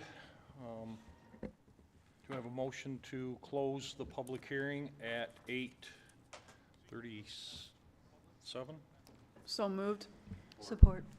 Motion by Clerk Berry, supported by Trustee Anderson to close the public hearing at 8:37. All those in favor? Aye. Opposed? Motion passes. Public hearing is closed at 8:37. Just so everyone knows, we'll discuss this further and further deeper into the agenda. Item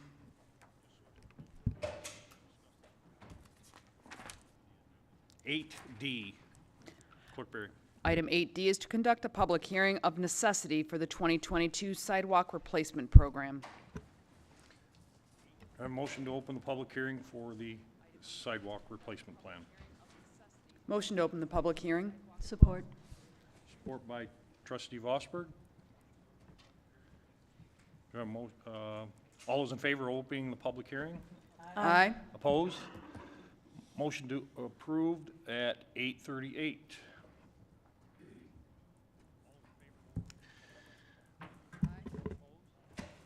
Mr. O'Connor. Good evening. I'd like to give just a couple of, little bit of information before we start here. Zone 2 affected 450 properties, so 450 letters were mailed out. We received 111 either phone calls or emails asking for additional information, which we responded to, replied to. We spoke to 7 properties out there and have answered those questions and have their email addresses. The biggest questions were, can they do it themselves, which they can do their own sidewalk replacements. They would have to notify the township by May 12th, and then the work itself would have to be done by June 11th. If that doesn't happen, then the township will assume they're in the program, and then the township contractor would do the repairs. So I'm here, Spalding the Decker is here to answer any questions.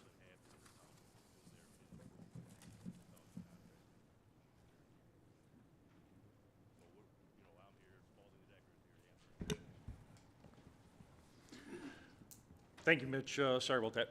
Comments from the public? Again, please state your name. My name is Gary Kott, K-O-T-T. I'm from Embassy Drive, just off of the Salt River, 33957. You were supposed to give us information in regards to the pricing of the contractor that was supposed to come in and do the replacement. We haven't heard any information. We would want that information. In regards to another thing, we have a lot of retirees in the area, price-wise, and this time frame should be extended because we may not have the funds to pay this. Thank you. Thank you, sir. Yes, if you want to respond to that, please. We do, later on in tonight's agenda, we do have a recommendation for award for the low contractor, the low bidder.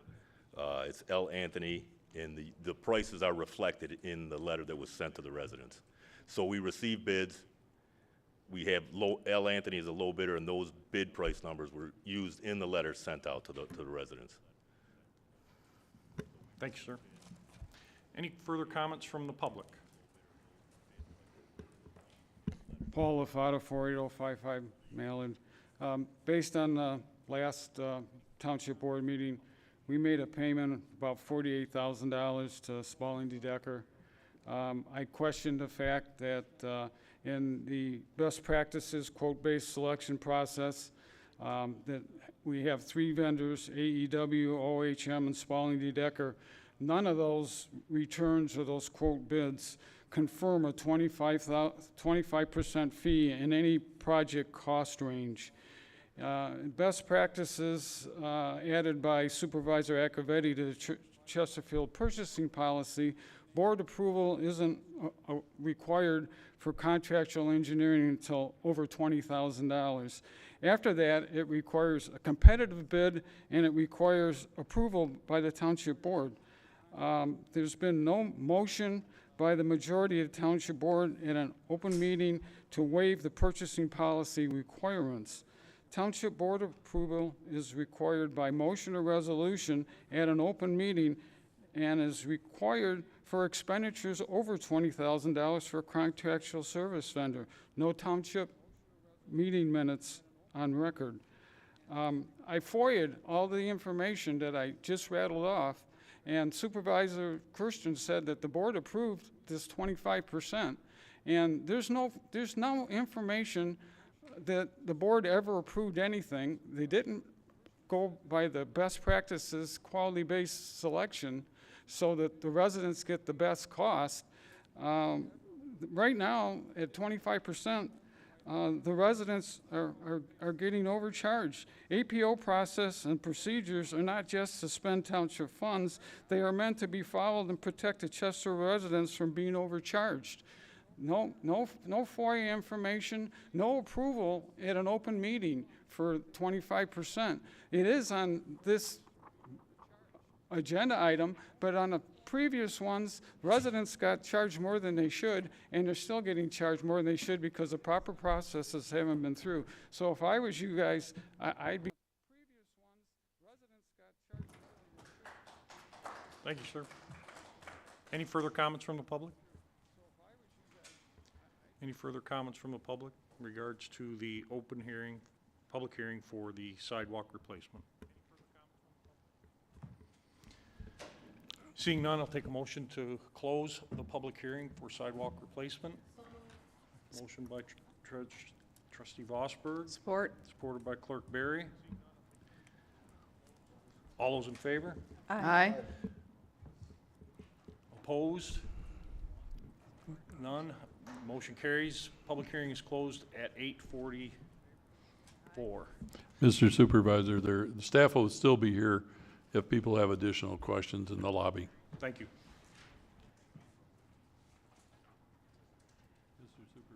That concludes the public hearing section of the agenda tonight.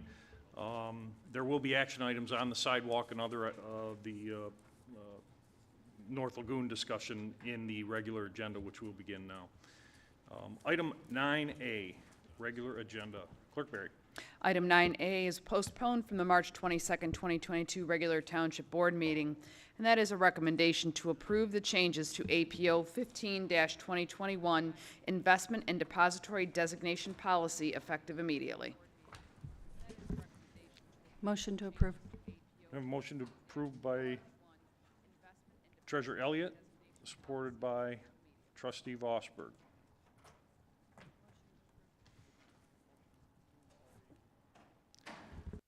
Treasurer Elliott, would you please? Thank you, Mr. Supervisor. This is our current investment policy. There are 2 minor updates to the current policy. One is due to the title change, and the other is due to a bank merger. The bank merger is TCF Bank has now been, it's now Huntington Bank, and then the other is a paragraph, I'll read it out loud. Something to add transparency that it was in our investment policy is the paragraph reads as follows. An investment committee may meet on an as-needed basis, whose sole purpose shall be to advise the treasurer on overall banking, depository, and investment strategy, primary banking structure and relationship, specific investment selection, and valuation of the township's investment portfolio. The committee may consist of the treasurer and 3 of the following: finance director, assistant treasurer, deputy treasurer, township supervisor, and or 1 township trustee. This is not required. This was just an added opportunity to talk about the investment policy and strategy with other people other than just the treasurer. So it was added as in the last revision of the investment policy as a transparency. And the change was from investment coordinator to assistant treasurer. That would be more appropriate name for the role as worked out between HR and the union. Thank you. Thank you. Further comments? Any comments from the board? Trustee Joseph.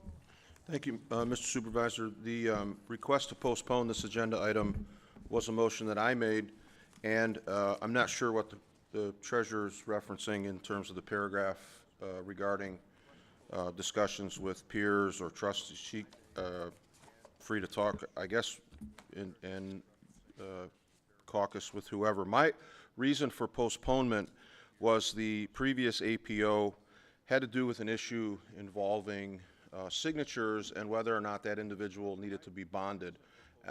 I'm really not concerned with the APOs. They are disregarded whenever they want to be disregarded. My issue with the APO in this instance had to do with potential violation of Michigan compiled law. And on the evening that this was discussed, I simply asked the township attorney if we were on solid ground as it related to Michigan compiled law. And I've never known Attorney Anderson to go from the cuff, and that wasn't something that she was prepared to answer in a moment's notice. And so we postponed the issue for that opinion. And I guess my only issue and question is to legal counsel, and do we have any issues with Michigan compiled law as it relates to this APO? And if the answer is no, all of the other stuff is not relevant to me or part of the discussion previously. So if we're on legal solid ground, I'm fine with whatever it is that we've adjusted the APO to read this time. I'll let The answer is no, there's no MCL violation, and yes, you're on totally solid ground. Thank you. Thank you. And just to follow up on that, the only reason that we pulled it was because of that statement and the MCL, and the attorney at the time couldn't direct it, and I couldn't either. Just want to make it very clear, as was stated at the podium, supervisor does not have to be bonded. That's kind of what threw me for a loop, and I've never heard of that, and it was odd, and I'm not including it. Just No, I think the confusion came in is that the APO was directing certain things, and it got, correct. You know, again, our APOs tend to look like tree fort rules. We dismiss them when we want, and this one was fine, with the exception of the concern about MCL, and so that was the request for the legal opinion. If we're good there, any of the other rules and things that we want to pretend we're following is fine with me.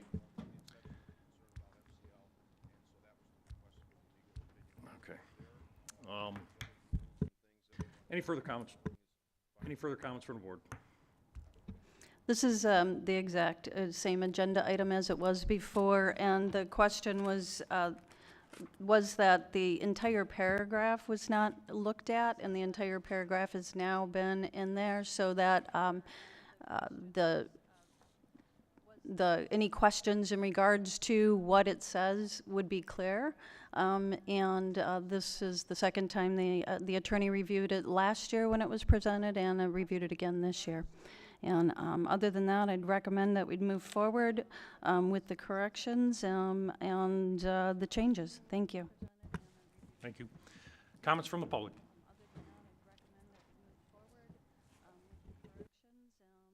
Paul Lafata, 48055 Mallard. Since I have a little experience in the Treasurer's Department, I just have a question. We're approving in an APO with a title, with a job classification that doesn't exist right now. And if you're a treasurer and you're in the office from 8 until 4:30, I'm trying to understand what an assistant treasurer does, but that's not the real question. If a new treasurer is elected, is this position being approved by the board approving the APO, or does this position have to come back to the board like they normally do to be approved? Because the next treasurer probably won't need an assistant if he or she plans on being in the office from 8 to 4:30 every day. And if it's a position, it should be, if the APO approves the position, then I'm assuming it's going to be an at-will, because the treasurer should be able to manage their office the way they want. Thank you. Thank you, sir. Just for some clarity, there has been labor changes since you did leave, and yes, this is a union position. It is negotiated. It has been a union position, and a historical employee that left demanded those changes, and it was done appropriately, and that's what this APO is, and any elected person who chooses to come in and run for that position afterwards will have the same discretion as this board to change and alter any APO or policy as they see fit. Thank you. John Spica, 53978 Connor Drive. Paul, I'm going to go with when the next treasurer comes in. In regards to this, we've had this discussion before. We're making a title change here for a position that does not exist in the township, and I've got a problem with approving that. We had an investment coordinator. We had a 40-year dedicated, solid, outstanding employee in the treasurer's department that not only was she an investment coordinator, she was the deputy treasurer at the same time. So now the treasurer Elliott, that her department bounced 16 checks, now wants an assistant treasurer. I couldn't agree more with former treasurer Mr. LaFata. Mr. LaFata would know, because he was the former treasurer. He was in the office every day from 8 to 4:30 and only left this building for lunch and to go to the bank. So when you're in this building every day, when you're like you're supposed to, you don't really need an assistant treasurer. And again, there is no position in Chesterfield for an assistant treasurer. So unless you have the intentions of not coming to work every day, which this goes on a regular basis here, I've got a problem with approving this. So, and the other issue is with these 16 bounce checks that you're responsible for, because that is your department, I'd like to see the taxpayers get reimbursed for those bounce checks, because at $40 times 10, that's $400. And 20, that's $800. I'm sure they didn't waive all those fees. So again, you know, the taxpayers are being fleeced. So, and stop wasting our taxpayers' funds. Come to work every day like you're supposed to and do your job. Thank you. Thank you, sir. Any further comments from the public? Bring it back up to the board. Comments from the board? Seeing no comments from the board, I have a motion, but Treasurer Elliott, please. Yes, I can address that. So I understand that this is a big issue. So the last time when I first came into office, I'll just let you know, the investment and depository designation policy hadn't been visited in several years. It was actually originally adopted by resolution by the Township Board on June 7th of 2010, amended May 7th of 2012, and was not revisited until I came to office. So it was not something that the treasurer in between myself and Treasurer Hartman had paid attention to update. This is something that was from 2012 that was being sent to the banks. An investment and depository policy is required in order at your banks in order for you to be able to, for them to have record and do business with them. So the first thing I did was clean it up.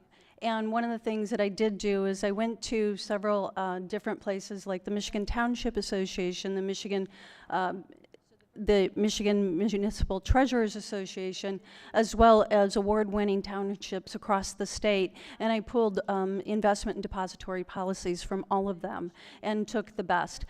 You will find that this investment policy is one of the most comprehensive in Macomb County, and I did that because that's the way I do things. And I will tell you that I was very disappointed in seeing that had not even been updated in 8 years. And So that was one of the very first things that I had done.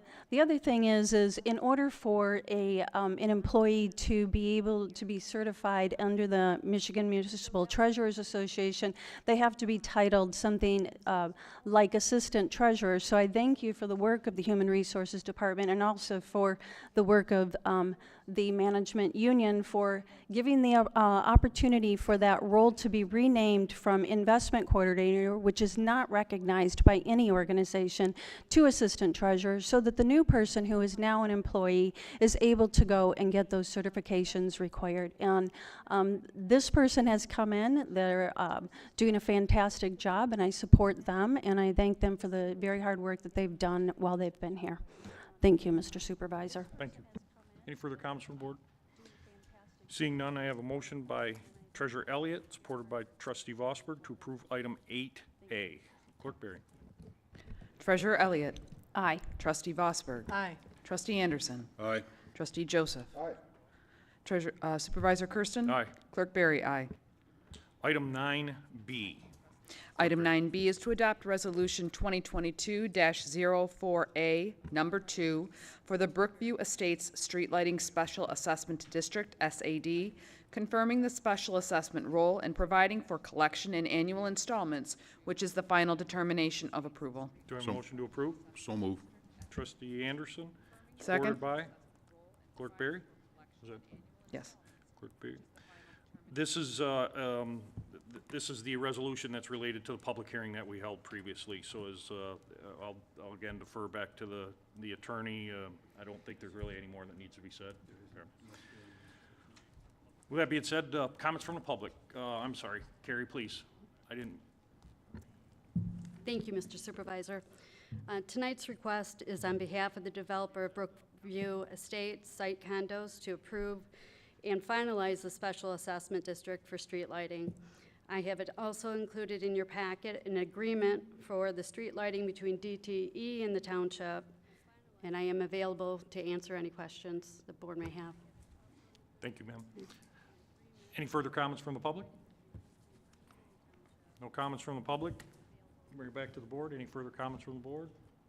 No comments from the board. I have a motion by Trustee Anderson, supported by Clerk Berry, to approve item 9B. Clerk Berry. Trustee Anderson. Aye. Clerk Berry, aye. Trustee Joseph. Aye. Trustee Vosberg. Treasurer Elliott. Aye. Supervisor Kersten. Aye. Item 9C.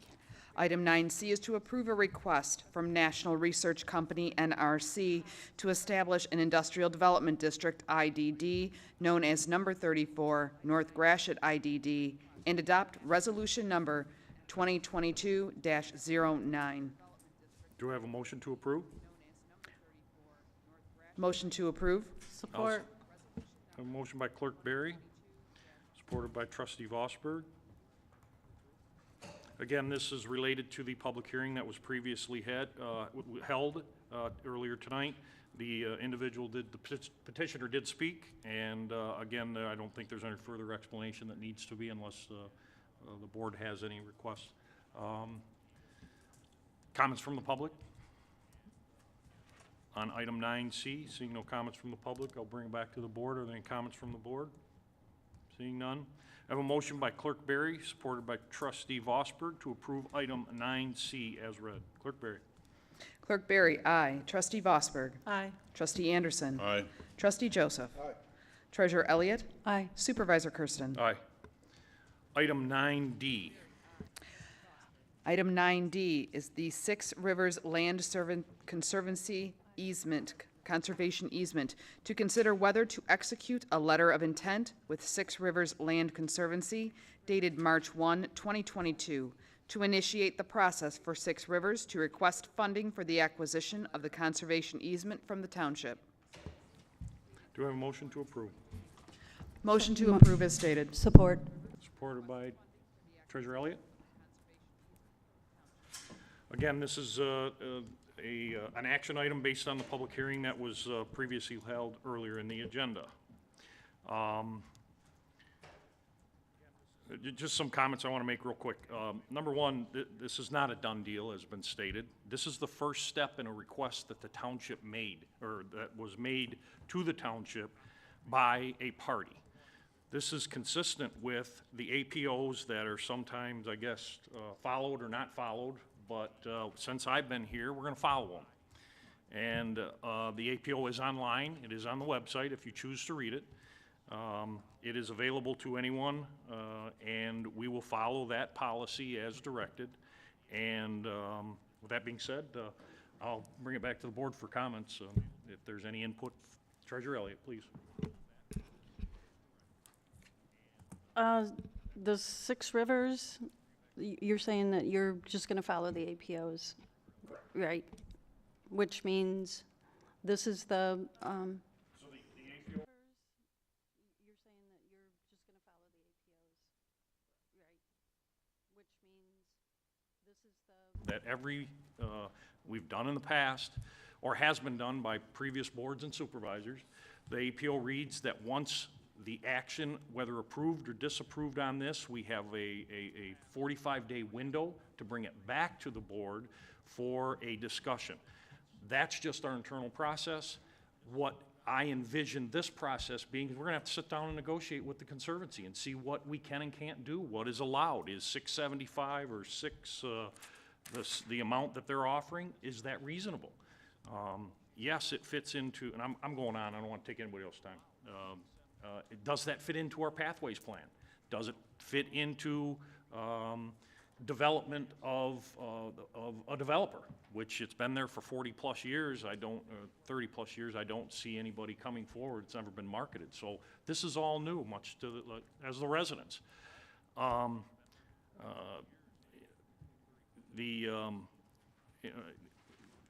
are we gonna do with it? It's dormant, it's been dormant, yes, I think one of the residents spoke to it. Can we leave it alone? We sure can. We don't have to do anything with it. It's been in that condition for ever since they drained it, and we have that option. But at least with this option, if the board approves it and we sit down with Six Rivers, we have a discussion. Can we put a pathway on it? We right now don't have the funds for Parks and Rec. We do everything out of general funds, so this is a general fund concern long-term. Do we have the funds to put a pathway on there without support from outside people? Those are all discussions that need to be had, that should be had, and will be had as we move forward. Six Rivers is a reputable group. They have participated with the previous boards in land acquisition here in the township. We are utilizing them.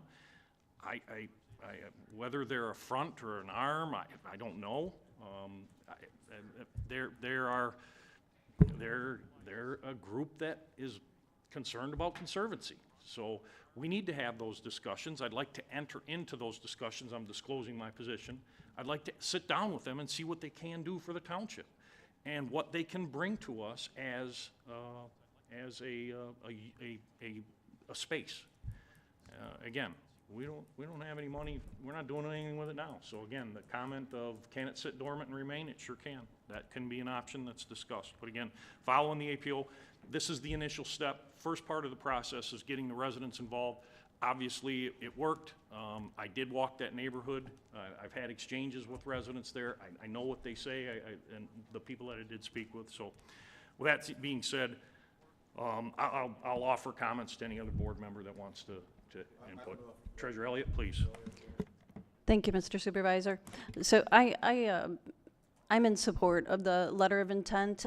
It is a part of our approved recreational master plan, which preserves this parcel as recreational open space. There's a substantial amount of money that would go to the general fund in a grant from the Department of Defense. It ensures that Selfridge remains a military-only air base, and that's important to understand, a military-only air base. It protects the land from future development, and so whether it's this board or a future board who says, what can we do with that property, this would protect it from that. It allows for the possibility of a non-motorized path connection, and as we become more developed around these green spaces and places for you to be able to ride your bike, that is becoming in short supply.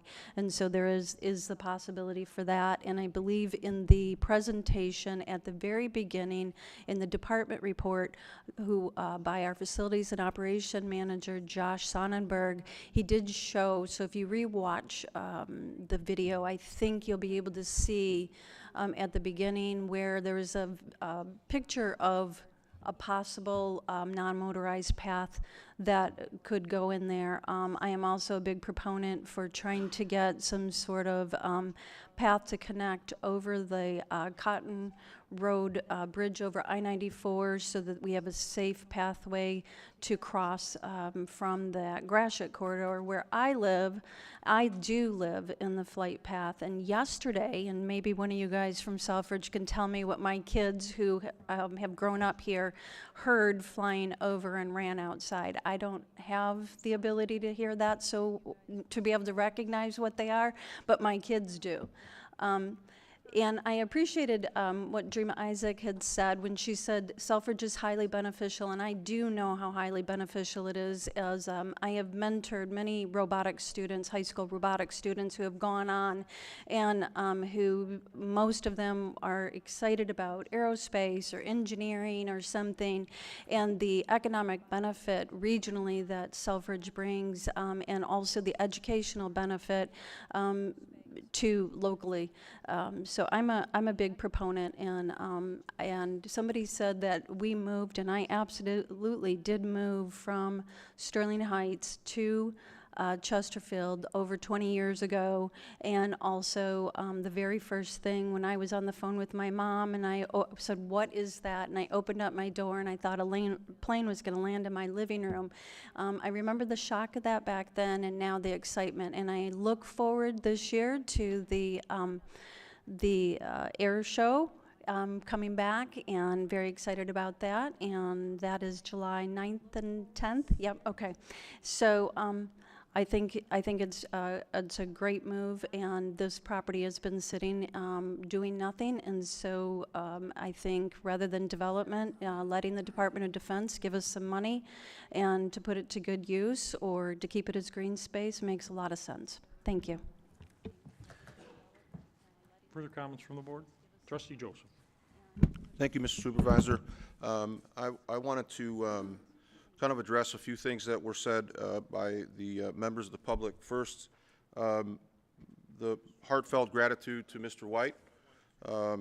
Thank you for your service, and I'm grateful that you never had to make the decision about buying the farm and where to buy the farm. I'm glad you're here with us tonight, and thank you for your service. I appreciate your comments very much, sir. Close second to those comments were the individual from the Brycewood subdivision. I didn't hear her name. Thank you for your comments, because your comments most, I think, adequately reflect my concerns and my comments and my worries, which is the township owns this property. We have zero plans to do anything with it at the current moment, and why don't we leave it alone? Why would we be debating anything about this property, what we can and what we can't do? And as one of my fellow board members said, this protects the property from future boards. Another way to say that is it handcuffs future generations, our children, our grandchildren, from opportunities with that property that may be available if the interest of the base changes. There's always a discussion about what happens and with the base and the base operations, and this conservation easement is in perpetuity. So if you take the money, you agree to certain conditions forever. So I wonder about future generations and their ability to govern themselves, because if you take the money now, anything that could be potentially done with that land decades from now is no longer a possibility. And so one of the discussions that we hear over and over is we could do a park or a dog run or all of these other things, but the reality of that is any decisions that we make to create a park, however passive it becomes, requires a level of maintenance for that facility. Whatever it is, our township then is obligated to maintain it. There is no maintenance because it's natural. It's just left in its current state. There's nothing really to maintain in its current state. This debate over development or conservation easement is quite a straw man argument. It's a artificial argument because there was no discussion about development. There never was discussion about development, and the code talk for protecting the base interest and making sure that it's military only is a throwback to a long debunked myth that somehow if you don't vote for this or don't vote for that, you'll have FedEx and UPS and commercial aircraft. That's never been part of the discussion anywhere around the F-35 or the EIS, which was conducted most recently. In fact, everybody who I've spoken with at the base and the county have said the same thing. There are no discussions about commercial aircraft at Selfridge. So maintaining it with this conservation easement is really, again, a red herring, a straw man. It's not part of the real debate. The question that I thought was most appropriate to divide this concept was this project was instituted, and I take some issue with, Mr. Supervisor, your explanation about following the APO. There are no other potential buyers of township property that can come into the township and make an offer on property that is not for sale and then demand a public hearing, or we then give a public hearing to. This is a special consideration given for what reason, I'm not too sure, but I don't know of any landowner who says, nobody laughed when you spoke, sir, nobody. I listened to you respectfully, and it's disrespectful to treat a board member like that, but it's consistent with this whole operation, in my opinion. The ability to come in and make a pitch and then have another party come in and appraise your property seems absurd to me. We should know our own property, and if we're going to solicit, if we're going to accept solicitations to purchase land from us, we should know what the property's worth. But what the proposal tonight says is we'll give that to another individual. We'll give that to another party to tell us what our property is worth before we make a decision about selling the township asset. The conversation, and I respect the base council and the president of the base council that came forward and talked about the vast number of businesses and individuals, elected officials and so forth that represent the base council. You do phenomenal work, and I have nothing but respect for all of the members of the base council. With that said, and as respectfully as I can be, there is an obligation that I have, however popular or unpopular it may be, to represent the interests of the Chesterfield Township residents. And so I appreciate base council businesses and representatives from around the county who are very much interested in the $1 billion that you talk about.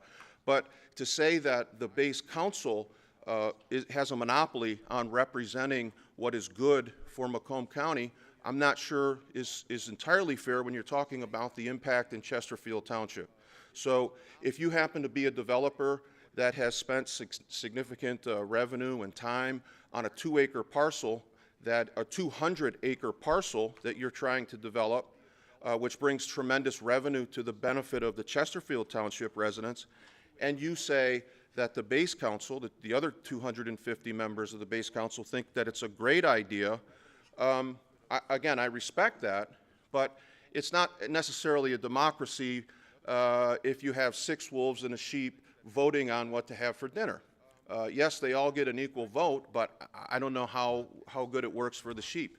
In a lot of ways, I see Chesterfield Township making tremendous sacrifice in the name of supporting the base. And I don't think it's unfair to ask the county, if there is $1 billion of revenue, why do our residents have to pass a special assessment district to traverse a road in front of their house? Why do they have to pay 50% of the repair cost of that road if there's this much money in the county from Selfridge when they're the ones giving the sacrifice over and over to be compatible, to coexist with the base? I feel like this conservation easement is really a liquidation sale. This is the surrendering of the south end of our township, really in an unnecessary way. We own the property. We have no interest to develop the property. But why would we enter into an agreement for life for a mere $600,000? We don't know what the value of the property is.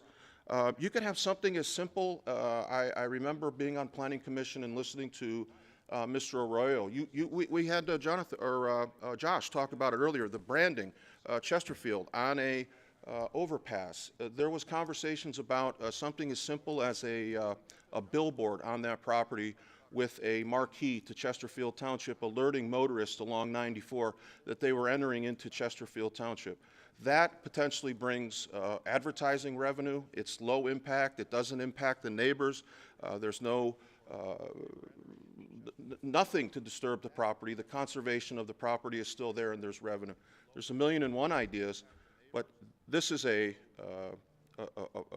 arrangement that was negotiated long ago, and it's now being proposed as either a land development with 300 houses, or we take the 600K, and there's something in between that the individual from Brycewood came in and said, what if we just leave it alone? We already own it. That's a great plan too, and I don't see how that compromises the current base operation, which we heard from the base tonight, that is the entirety of this request. It has nothing to do with the F-35. There are individuals that came forward and said that maybe they don't believe that all the way, and that the fact that we're an alternate site still seems to bring the Selfridge interest in preparing that base for the possibility that Ebbing doesn't pan out. There were conditions that needed to be met on Selfridge that required the construction of, I believe, a 100,000 square foot training facility and other enhancements to the base. And from General Mamet, it sounded as though those were going to go forward as if in preparation for an unlikely event that Ebbing wasn't selected. So there clearly is movement by the base, which again, going back to this public hearing, I wanted it bifurcated. I wanted to talk about the easement and invite Selfridge in to talk more about base operations and how this impacted. So I'm not in favor of this letter of intent. I am in favor of leaving the property exactly the way that it is. There is no discussion of any development, and that was the way I'd like to see it left. Thank you. Thank you, sir. Clerk Berry. Thank you, Mr. Supervisor. I see in my support of this item is that this letter of intent is not binding. I just look at it as an opportunity for the township to get further information. Obviously, this is something that our residents are in favor of as well, and I think we need to be responsible to their concerns and their desires, as well as being fiscally conservative, fiscally aware of the financial impacts of either doing this or not doing this. This letter of intent and what it plans to do will allow us that additional information in order to be able to make an informed and data-driven decision. But yet this is not binding, again, so this is simply to get more information and take another step in the process. I don't see any harm in doing that. We haven't made a decision to sell anything with this letter of intent. We simply made an agreement to proceed with the next step in the process, and if at any point we want to cease that, we have the ability to do that. So I don't see this letter of intent as being any threat to any options that we have down the road, but it will get us some more information in order to make a smart decision about those that decision and those options when that time comes.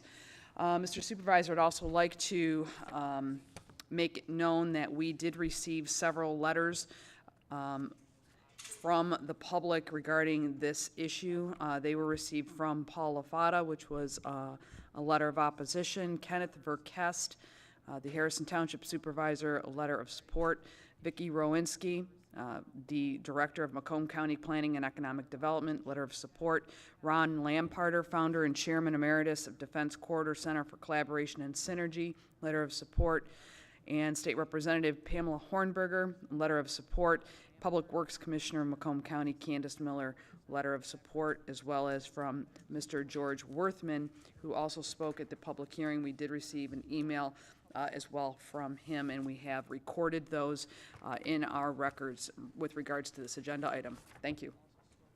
Thank you, Clerk Berry. Trustee Vosberg? Yes, thank you.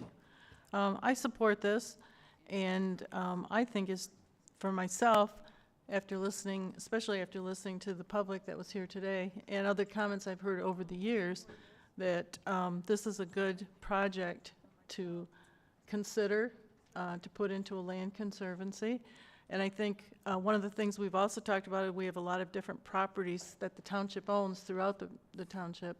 And I think this is a good exercise in learning ways to utilize the property. And perhaps we can learn something from this process regarding some of our other pieces of property. So I support this. Thank you. Thank you. Trustee Anderson? Thank you. First thing, this is not a new topic. It's been going on a couple years, the discussion about the base viability, which I believe we all support Selfridge. Mr. Joseph accused me of supporting it back when Lindbergh was a colonel on the base, and it's not quite true, but I've been here quite a while. Before I go any further, I would hope that in the 45 days that we do have a town hall meeting and that the affected residents in that area are notified by card. I mean, you may all be excellent residents of the area. You may be ringers that came in here. I don't know with either way with a preconceived idea. Mr. Worthman, I appreciated your letter. Mr. Worthman let us know, and it was a very good one. And I look at you as someone that knows the history of that land and the pristine area there, irregardless of what it was, maintaining it in its current state. I totally agree with you. Another point Mr. Worthman talked about is about 19 years ago or so, I guess the wise heads of our township board wanted to make it into parks and get the proverbial grants. You had some great points on why it should not happen. If that would ever happen again and it doesn't become this conservatorship forever, I'll be with you on that side fighting it, leaving it the way it is right now. I could probably go, I kind of jotted some statements down. Mr. Trustee Joseph can shoot from the hip better than I can. This has been an ongoing process. Someone cited letters up here, letters of approval and support. I looked at the ones that were available to us. They're from elected officials, your elected officials, everything else. They really think this is a great idea, and it would be up to a point. We hear about millions of dollars coming to Macomb County. Former Treasurer LaFonta did a study one time, and he found out there was 2 vendors in Chesterfield that did receive the government contracts. Currently, there are none, to my understanding. It's a case of perhaps Macomb County will get the wheat and Chesterfield will get the shaft. Now, that air belongs to the military. They've been flying air since I saw Lindbergh at Selfridge. Those planes will continue to fly. It is the sound of freedom. We do support it. But to enter, I'm gonna start talking about what I wrote here. If you live in the proximity of the North Lagoons either on Monte, Ladbroke, Furlow, or any of the other number of adjacent streets to this property, you may have had someone that was or may have appeared to be a local official who told you, hey, there's a plan in play with Selfridge to guarantee that a conservation easement with the township that would ensure the lagoons would remain fallow or in their current vegetative state forever. That would mean no parks, no subdivisions, as well as no development whatsoever. If I lived in that area, I would like to hear that. It's a guarantee.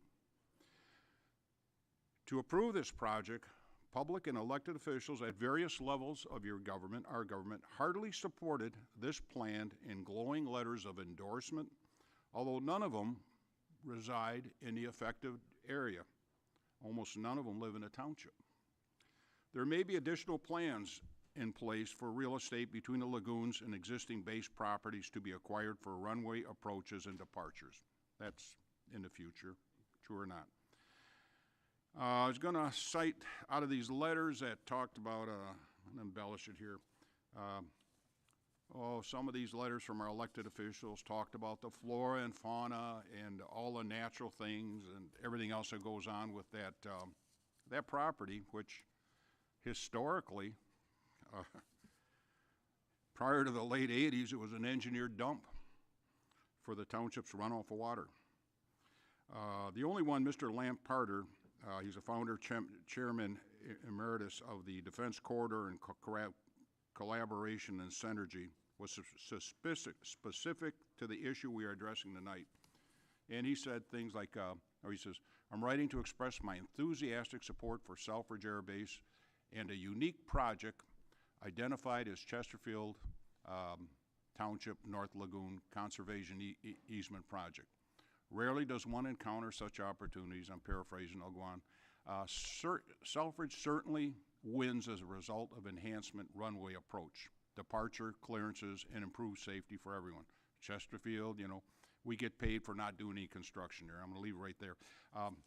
Part of the problem is we enter into this agreement, and Six Rivers, a gentleman a few months ago talked about it. Okay, let's say we enter into this perpetual agreement. What can be done with this land? Well, you're not going to have any development there. Great. So, can the kids in the neighborhood go play ball there? Nope. Nope. You maybe walk your dog by yourself, because that could conceivably be part of a crash box. So, you can't let Junior and his friends go play soccer. Chesterfield, into perpetuity, will be paying for the maintenance of that through Six Rivers, a guarantee that nothing happens there. Trustee Joseph's already addressed that. Again, I support the mission of the military, but I really question this. We own that property. You own that property. I can't see why we have to do it. Why suddenly, why suddenly the county comes up with money to cover this, to enter this into this agreement. Why? I'll leave it right there. Thank you. Thank you, Trustee Anderson. Any further comments from the board? We'll open it up to the public. Comments from the public.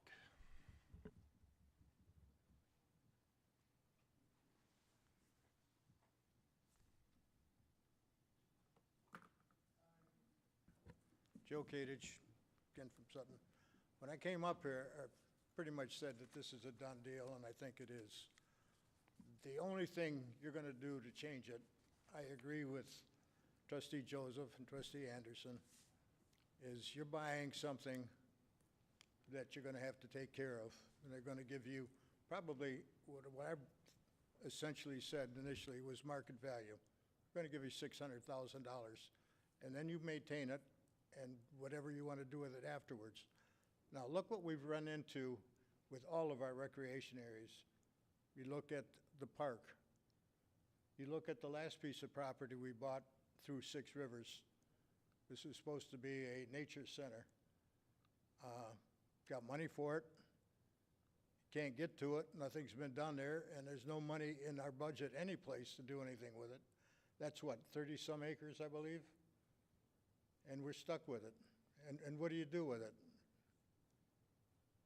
Now you're going to pick up another piece of, or give away a piece of property that basically, as I said, your value right now probably is about $600,000, but you're losing out on essentially the same income in taxes over the next number of years. So if you really want to get something, if you want to sell this property, get what it's valued at. Get the $600,000 and say, I want the same amount of money for the next 10 years. It's the way you sell a business. You look at the books, how much does the business make? You look out, say that you're going to make X amount of money over the next 5, 10 years, and you base what you're going to pay for that business on that. Do the same with this. Other than that, maybe you change the whole deal and don't sell it, keep it, and do a rental agreement for so many years based on how much you think you're going to put into it and how much it's going to cost to maintain it, and leave it empty. It's still yours, but now somebody's giving you money to maintain it. There's a number of ways you can approach this. Like I said, selling it, I don't think it's to anybody's benefit to sell it. Thank you.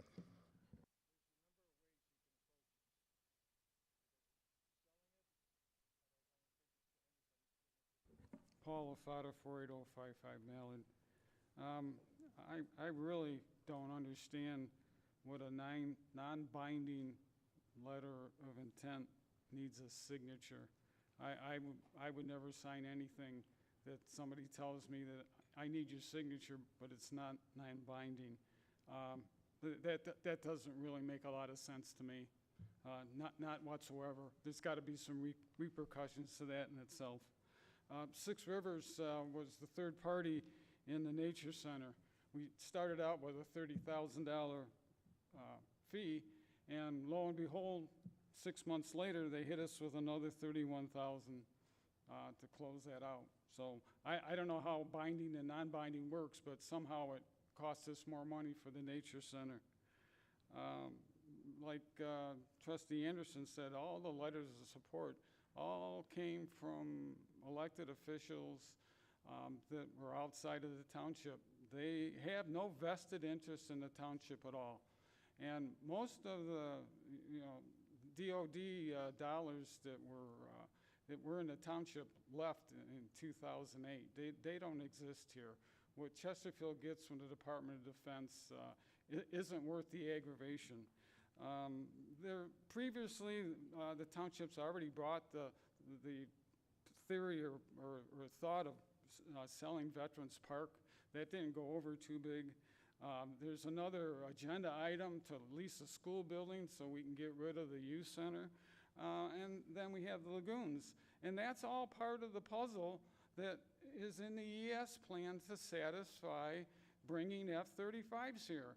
And somebody says, well, they're not going to come here, but why is the Air Force, why is Selfridge, why is Macomb spending hundreds and millions of dollars making renovations to the runway, going in and they're taking up wetlands so they can build structures, and they're applying to Eagle for permits to pump more stormwater into the lakes and rivers? It doesn't make sense. If I'm not going to do something, I'm not going to put a lot of money in it to acquire it. If I buy a table saw, I'm going to use it to make something. I'm not going to purchase 3 pieces of land because I need to satisfy a requirement to base F-35s here at some point in time for no reason at all. There's got to be a reason. And F-35s, you can talk about sound and everything else, but if you really read what's here, it's god-awful ugly. And if you don't think there's danger, I have on my thumb drive the fiery crash of the F-35 on the aircraft carrier in the South China Sea. And you don't want this in your backyard. You don't want this to chance in your backyard. Time's up. Thank you. Any further comments from the public?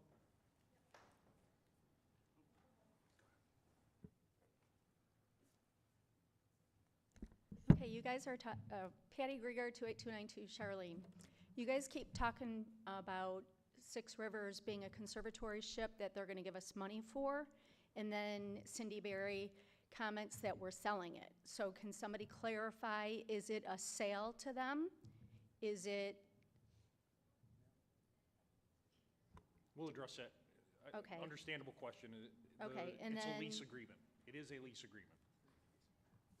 It's not Okay. a purchase, it's not a sale, it's a lease agreement from Six Rivers that we would sit down and negotiate with them. Terms Okay. of use, length, time, it's a lease. Okay, so then that brings me to my next point is, during your negotiations, maybe you want to throw in a time restraint. You try it for 10 years and reevaluate.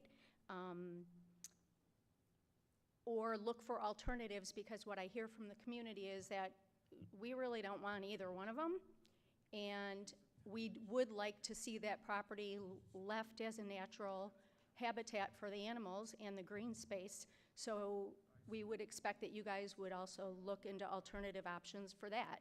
Is there a way that the board can look for, like, lock it in, come up with another way to protect that property? Have you guys looked at that option yet?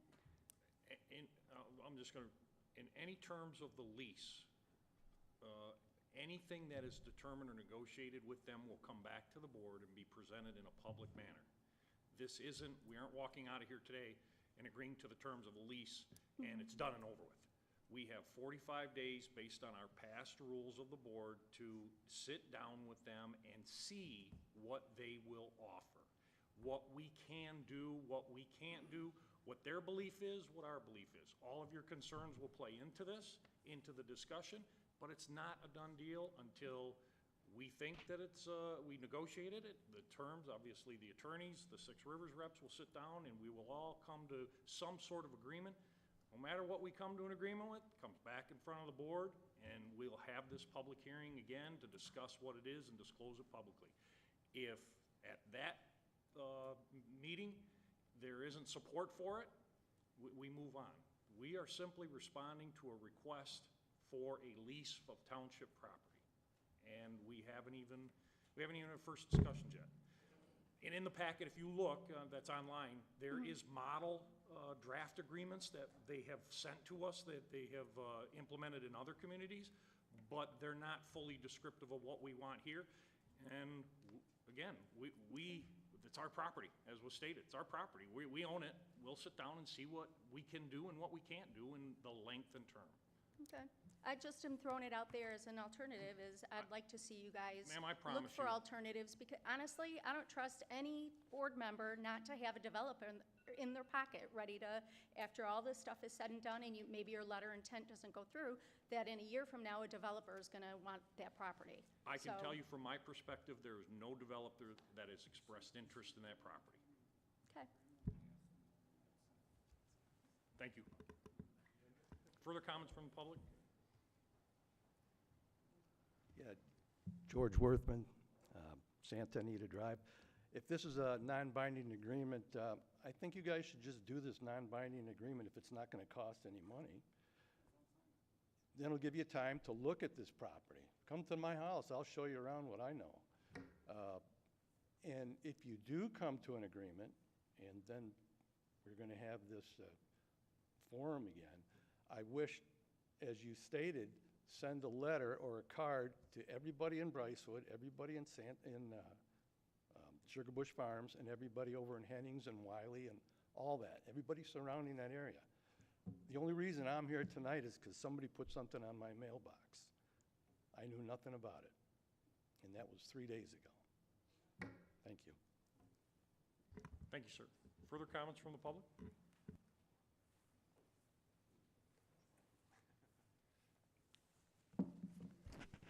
John Spica, 53978 Connor Drive.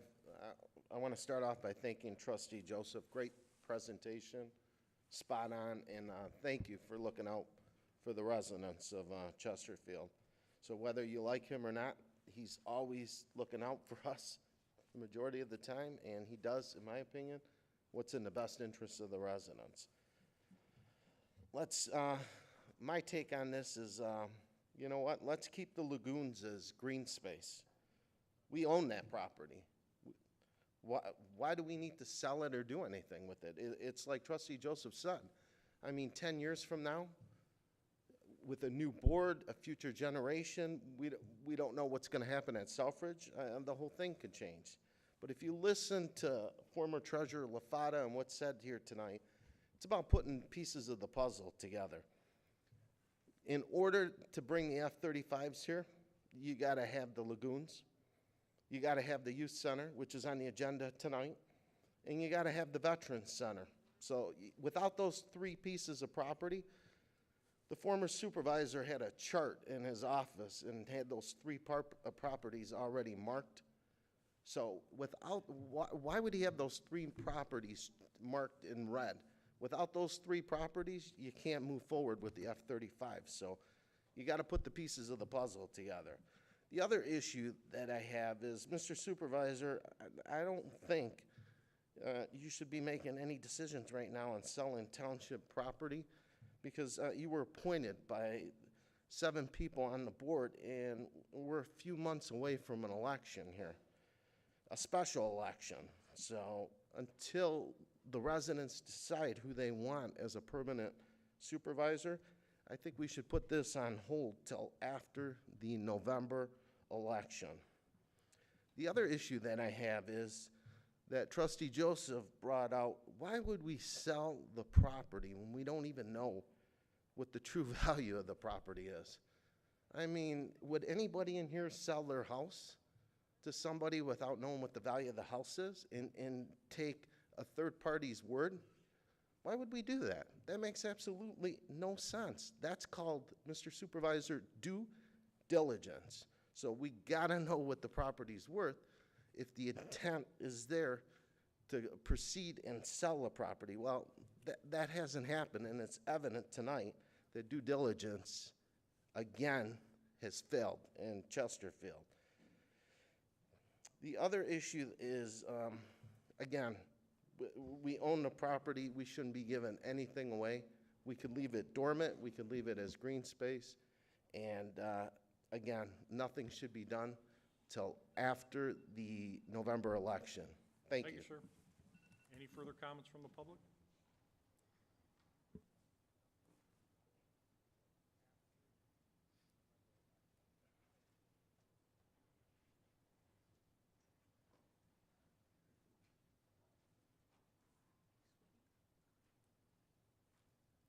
Michelle Wilson Merriweather, 52860 Muirfield Drive.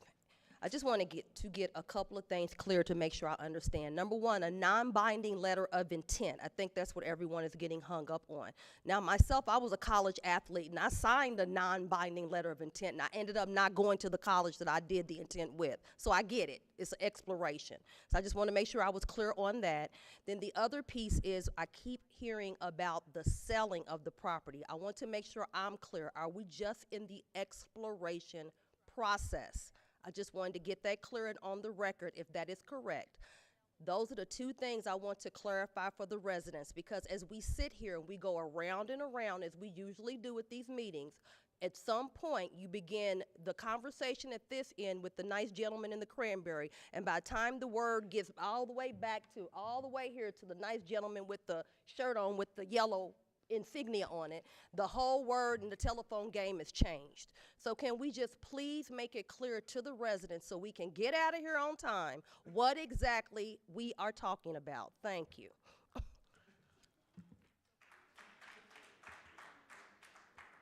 Any further comments from the public?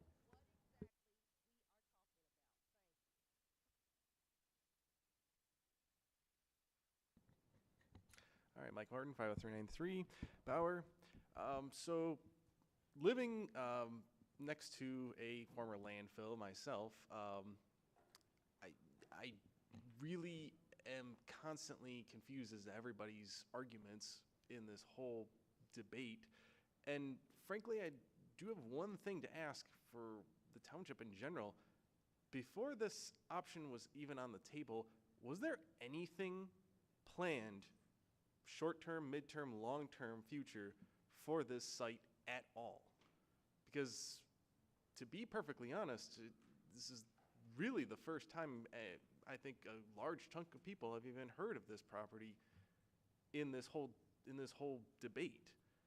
And so that's basically my own situation on that. And if there's any concerns for the foreseeable future regarding the current aircraft at Selfridge or the future implementation of aircraft, should they ever come in the not too distant future or the far distant future, then this also is a good question as to whether or not we should start to have the proper discussions within our township regarding public safety and having our fire department work in conjunction with Selfridge FD and receive necessary training for worst case scenario environments. And this could be a good push to expand on fire operations within the township to accommodate such a tragedy should it ever occur. Hopefully never will. Thank you. Thank you, sir. Any further comments from the public?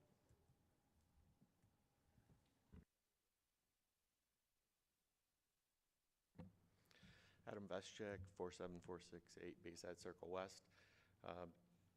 Just, excuse me, following on with what was said already by Supervisor Kersten. I'm glad to hear that there's an openness to at least explore options with this matter, that we're not just walking away, signing it, and it's a done deal. I'm glad to hear it's not, and that there will be some thought put into this process. Certainly sounds like we have a lot of good ideas from the residents that have been proposed already. Do nothing, do something, manage the deal in a different way. I'm sure there's a lot of different creative things that you can think of. You're all smart people, and I look forward to hearing what you come up with. With regard to,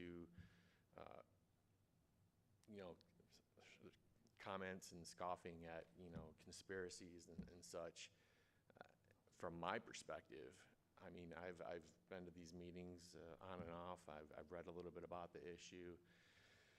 You know, when I look at the situation as a whole, it seems like it's discussed in different facets at different times. You know, we talk about the lagoon property, and then we talk about F-35s, and we talk about perpetuity, and just there doesn't seem to be an overall cohesive conversation of what the whole big picture is. And I think it's important for the public to clearly understand what that big picture is. And from my perspective, and please correct me if I'm wrong, it's all tied together. The lagoons, there's an APZ there, number 2, that exists today. It needs to be guaranteed in perpetuity that it's going to stay in APZ, then nothing's going to be built there, because that satisfies the F-35 coming here. From what I've heard, that the F-35 coming here is probably not going to happen. But that doesn't mean that putting that property into this state of perpetuity, you know, that at least guarantees future opportunities for the base. And that's all well and good, but at least, you know, let people understand, especially the people who live in that area, what this big picture means, what it means to them. So when you're exploring options about what you're going to do with this property and what decision you're going to make, think 10 years into the future and put yourself in the shoes of the person who lives in that house, who has an aircraft now rocketing over their home, who doesn't like the sounds of freedom. And again, I like the airplanes, they're great. But there's going to be people there who probably don't like it. And when it comes that time and they're thinking, how did this happen? And they come and talk to you about it, what are you going to say to them? Oh, I put an ad in the paper for you, you didn't show up. There was a lot of people here tonight. I question if their attendance was really from an ad in Macomb Daily. How did they get invited here? And again, one more step with that Time's matter. up, sir. Time's up. Thank you. Any further comments from the public?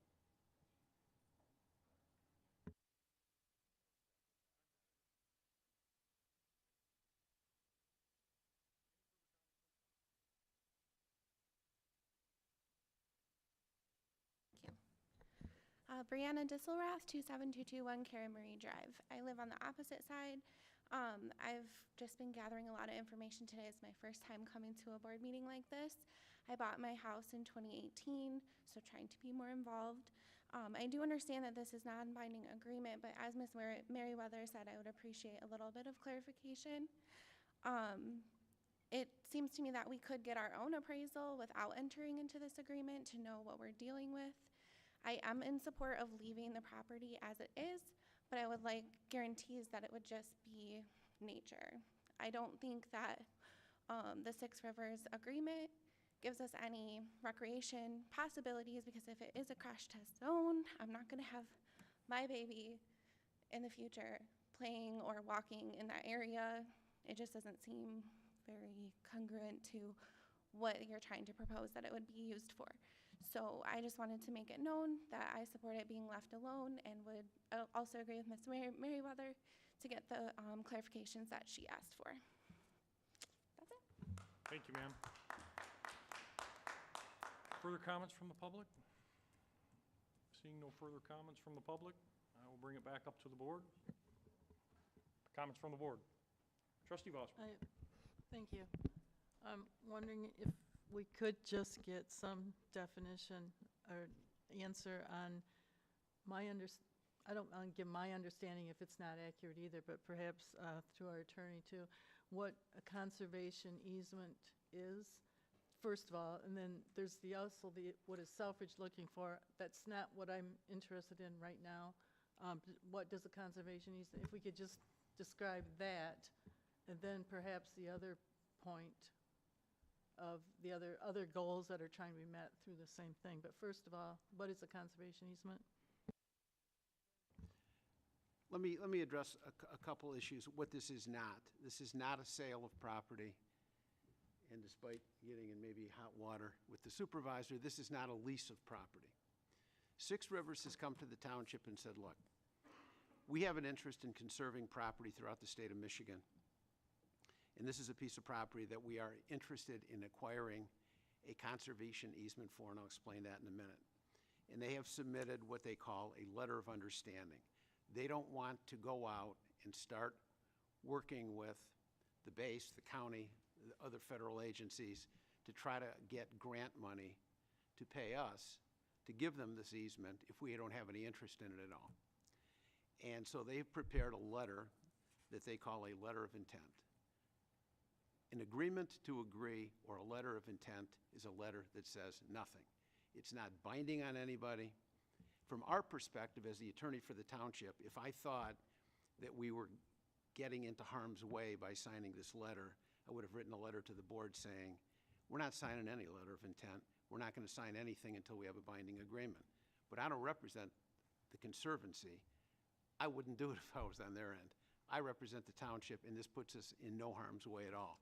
The way this letter is set up is, if signed, they will then begin the process of, number one, seeing if they can get some grant money. Number two, they're going to go out and get an environmental assessment of this property. Who knows what's on it? It's been there for a long time. It's been used as a lagoon, and somebody's going to have to go out and take a look at it and find out what's there. So they're going to be doing those two things. They're going to be seeing, A, whether they can get some grant money and how much they can get. They're going to go out and see what the environmental status is of that. Meanwhile, concurrently, they're going to be meeting with the township, presumably with the supervisor at some point. I'll get involved, and I've already contacted the gentleman from Six Rivers, and I asked the question that everybody else is asking. The devil is in the details. What does this conservation easement say? What does it specifically allow us to do as this township, and what does it restrict us from doing? It matters. Before I'm going to consider taking a check, I want to know what you're doing to my land forever. And we're not going to know that yet because we don't know, A, whether they get the grant money, how much grant money they get, what the environmental status is. Once they get those things out of the way, then we'll work on the easement agreement. They also have to get an appraisal. I assume the reason they need to get an appraisal is because the funding agency for the grant is not going to give them any money until they can say to the funding agency, we've had an appraisal done, this is what the appraiser says the property is worth. You as the funding agency are not going to give somebody $600,000 if the appraisal comes in and says it's worth $200,000. I have no idea what the property's worth, but I've had enough real estate deals over time. I suspect that if you sent out a private real estate appraiser to appraise property that's next to Selfridge Air Force Base that was a former lagoon, it's probably worth a hell of a lot less than everybody here thinks it's worth. Don't know that, but I'd be willing to bet a fair amount of money that that's right. Once the appraisal comes back and we find out how much funding they get, then we decide whether or not we want to go forward. The Township Board will have an opportunity to look at the text of the conservation easement. A conservation easement is a document where a government agency typically can't, it doesn't have to be, private developers can do it, where they will give to someone an interest in your property. We're not selling it, we're not leasing it, we're giving them an interest in the property, in this case, forever, that will say to them, we are giving up our right as the township to use this property for a public building, a fire station, a township hall, you name it. We're giving up our ability to do that forever, and in return for that, you're going to give us a check. And we won't know exactly what that looks like until we see the easement. If that conservation easement comes back and the township board is satisfied with it after they consider it at a public meeting and they approve it, that document will be recorded with the Register of Deeds and it'll bind that property forever. And there's no way to get out of that conservation easement. It is forever. At that point, we'll also get some title work on the property and so forth. But all of these steps have to occur before we get to the finish line to determine whether or not we're going to do this. So there may be, you know, the supervisor talks about 45 days, and that's what this APO says. As a practical matter, by the time they get the appraisal, this may go on far beyond that. And it'll only be at that time that we're going to figure out whether or not we're going to do this. So there's a lot of work to be done. How much? Can they get the funding? What does the land look like? What does the appraisal come back? And what are the restrictions on the property? If we can answer all 5 of those questions and the board's satisfied, then they're going to consider whether to do this. Short of that, we're not bound at any point in time until we ink the conservation easement. Once we ink it, it's game over. Short of that, we can walk whenever we want to. Thank you, sir. You're welcome. Appreciate it. Welcome. It's not a lease. Should have had you started with. It's not a lease, I told you. I misspoke. I did describe it as a lease. It is a conservation easement, and it is in the packet for your review. So my error. Trustee Vosberg, any further? Any further comments? Trustee Joseph. Yeah, the discussion from a couple of the follow-up from Ms. Rangert. The concern that I have is the same that you have, and that is there's a reason that you're here, and it wasn't township initiated. There was nobody in the township that said, we'd like to develop the property or look for a conservation easement. The property was exactly the way it was described by Mr. Worthman. It was nature. It was, there was no plans. There have been no plans. And I appreciate the clarification on the distinction between a lease and a sale. And I think the confusion happens is when somebody comes onto your property and they give you money in exchange for you not being able to do certain things to your property.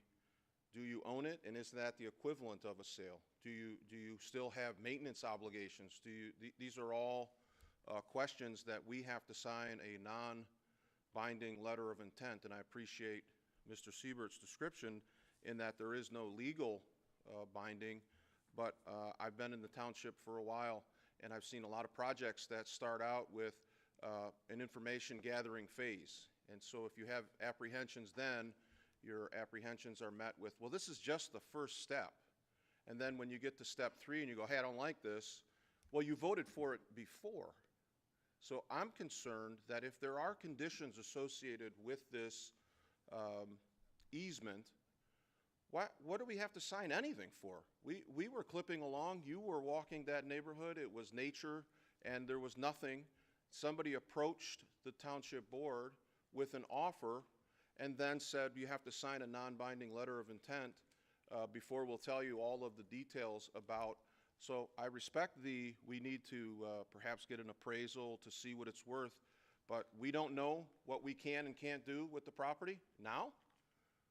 If the appraisal comes back at a certain amount, I don't know how that impacts our ability to do certain things with our land. That should be part of the public hearing before we enter into any agreement, binding or non-binding. And I would go one step further. I appreciate the notices going out to the surrounding, immediately surrounding that parcel, but let's not forget, the property owners extend the entire township wide. Why wouldn't we send out notices to the entire township? Why doesn't every resident in this township get a notice and there's 65 or 90 acres, whatever it is, that the township is going to relinquish certain rights to, your rights. And you didn't show up here because of a Macomb Daily or official notice. Somebody talked to you, and I think even the supervisor said he went and canvassed a bit in the neighborhood, and people seem to be in agreement with. But what about the entire township? What about the entire township? A real, true public notice, because we're surrendering rights on any level, no matter what this conditions come back. you're going to be restricted in terms of what you can do with that property. That's not even in debate. So I would like, again, to see the entire conditions just laid out. That should have been brought to the table from day one, and the debate about a letter of intent, whether it's binding or not, seems unnecessary. We didn't approach the purchaser or the conservation. And the idea that Six Rivers just is around the state, and I don't know their entire operation, but they started at Selfridge. There was an organization, a relationship with Selfridge that instituted the relationship with, they started there first and then came to the township to talk about the 90 acres, or now 64 acres. So the individual who said, what's the big picture, and why don't we get to know the big picture? It's a question that some of us have been asking for literally years. What is the big picture?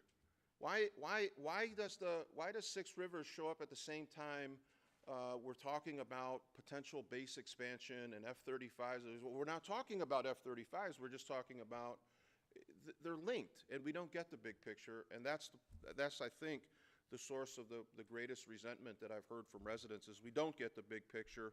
And sadly, if you ask the big picture, as Treasurer Lafata, savaged, really just savaged. You run the risk of being branded unpatriotic if you say, hey, I represent Chesterfield. And so the base interest is certainly part of that, but it's not what I was elected to do. And then you are really savaged. And it was terrible and despicable to see what happened to him.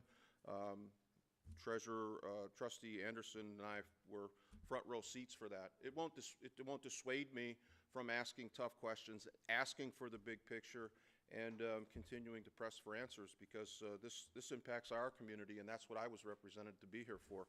So my suggestion is we don't sign the letter of intent. Let them bring the conditions of the conservation easement in total, and we can at least see if we like that part before we engage in appraisals. Otherwise, leave it exactly the way it is. Thank you. Thank you, Trustee Joseph. Any further questions from the board? No further questions from the board. I have a motion from Clerk Berry, supported by Treasurer Elliott, to approve item 6D. Clerk Berry. Clerk Berry, aye. Treasurer Elliott. Aye. Trustee Anderson. No. Trustee Joseph. No. Trustee Vosberg. Aye. Supervisor Kersten. Aye. Item 9E. Item 9E is to approve a recommendation by the Engineering Department to award the contract to L. Anthony Construction, Inc. as the lowest responsible bidder in the amount of $190,371.85 for the number 5 rated sidewalks in Zone 2 of the sidewalk program, with an additional 25% engineering fee to Spalding to Decker for a total project cost of $237,964.81. Do I have a motion to approve? Motion to approve. Motion approved by Clerk Berry, supported by Supervisor Kersten. Mr. O'Connor. We do have 3 slides that kind of address the 25% and the Spalding to Decker fee. So here is the ordinance that was adopted in 2007 for sidewalk replacement and the responsibility to maintain your sidewalks. In the ordinance, it says the township can add, or will add, 25%, and I can't read that, I'm sorry. There's a 25% fee on top of the construction cost. So that is the ordinance that was adopted in 2007. That is the ordinance we're following with this program. Next slide, please. So here is the total project cost. That's all right, bro. I don't need that. Total project cost that we're asking for with the low bidder, L. Anthony, and then it breaks down the tasks that Spalding to Decker is completing. The design fee, which is the preparation of bidding documents, plans, and specifications, is where we are right now. So that task has been completed. Their fee is actually based on the awarded amount, the recommended awarded amount. And that's the same contract for all 3 of our consultants, SDA, OHM, and AEW. their fees, their design fees are always based on the low bidder amount, the recommended award amount. As they continue to do the tasks, the contract administration, the inspection, the administration, that is how the 25% fee, where it comes from. Karen, if you do. And then this is completely unreadable, but that is the overall attachment for the Spalding fee. We're gonna zoom into the yellow area. So for sidewalks, non-motorized pathways, their percent of construction fee is based on the size of the job. The L. Anthony job is between $150,000 and $200,000, so that's where their design fee comes from, which again is the preparation of the bidding docs, the plans and specifications that get us to the bidding, get us to this point, the recommendation of award.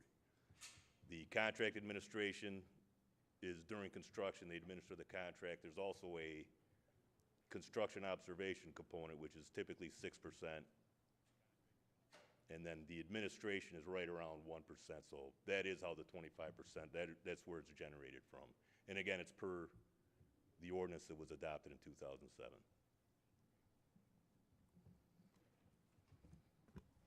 Thank you, sir. Any questions from the board? We'll open it up to the public. Comments from the public. I have to beg to differ. 2007 has been updated by APOs, by Supervisor Accavetti in quote-based engineering selection in 2018. So how does a 2007 document over or trump a current document we're not following? We're not following our current APOs and our processes and procedures. We're going back to an ancient document. Also, this project, if you look at the overall cost of the project, we're not talking about $300,000, we're talking about like $1.4 million, which lowers the percentage rate. We're supposed to be following process and procedures, which we're not. We're not following the APOs, we're not following the best practices, and we're not following the purchasing process for engineering to get competitive bids. And we're overcharging the residents. And to charge a resident after the cement's poured to walk over and say, oh yeah, construction, it's ridiculous. The township board should be ashamed of themselves in charging the residents 25%. And I don't know how a 2007 document that's antiquated, and we have updated POs, and we're not using the updated ones. Thank you. Further comments from the public? John, Speaker, just one quick question. Maybe somebody on the board can clear it up. We've got a full-time engineer on staff. So can somebody please tell me why our full-time engineer can't take care of this engineering fee? Why we're paying Spalding and Decker 25%?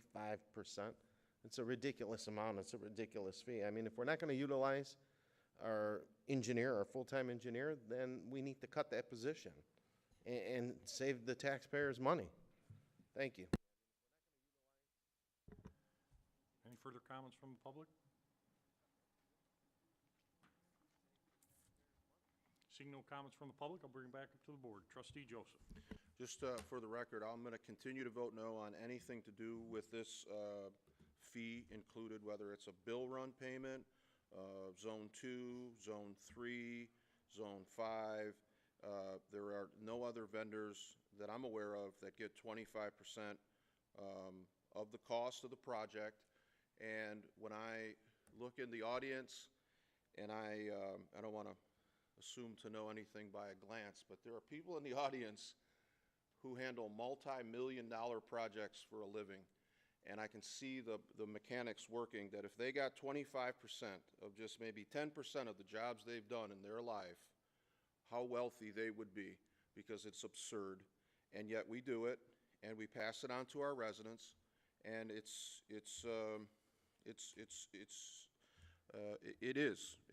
is an embarrassment. And in terms of a 2007 document trumping an APO, I've said it 1,000 times. I had a tree fort when I was a kid. I drafted some rules.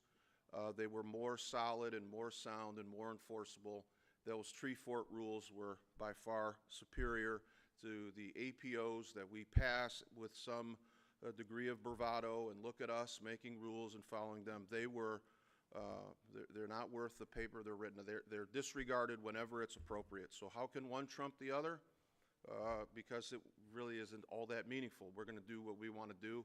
If you have 4 votes, you can do whatever you want to do. The attorney will tell you the APOs mean nothing. They mean absolutely nothing.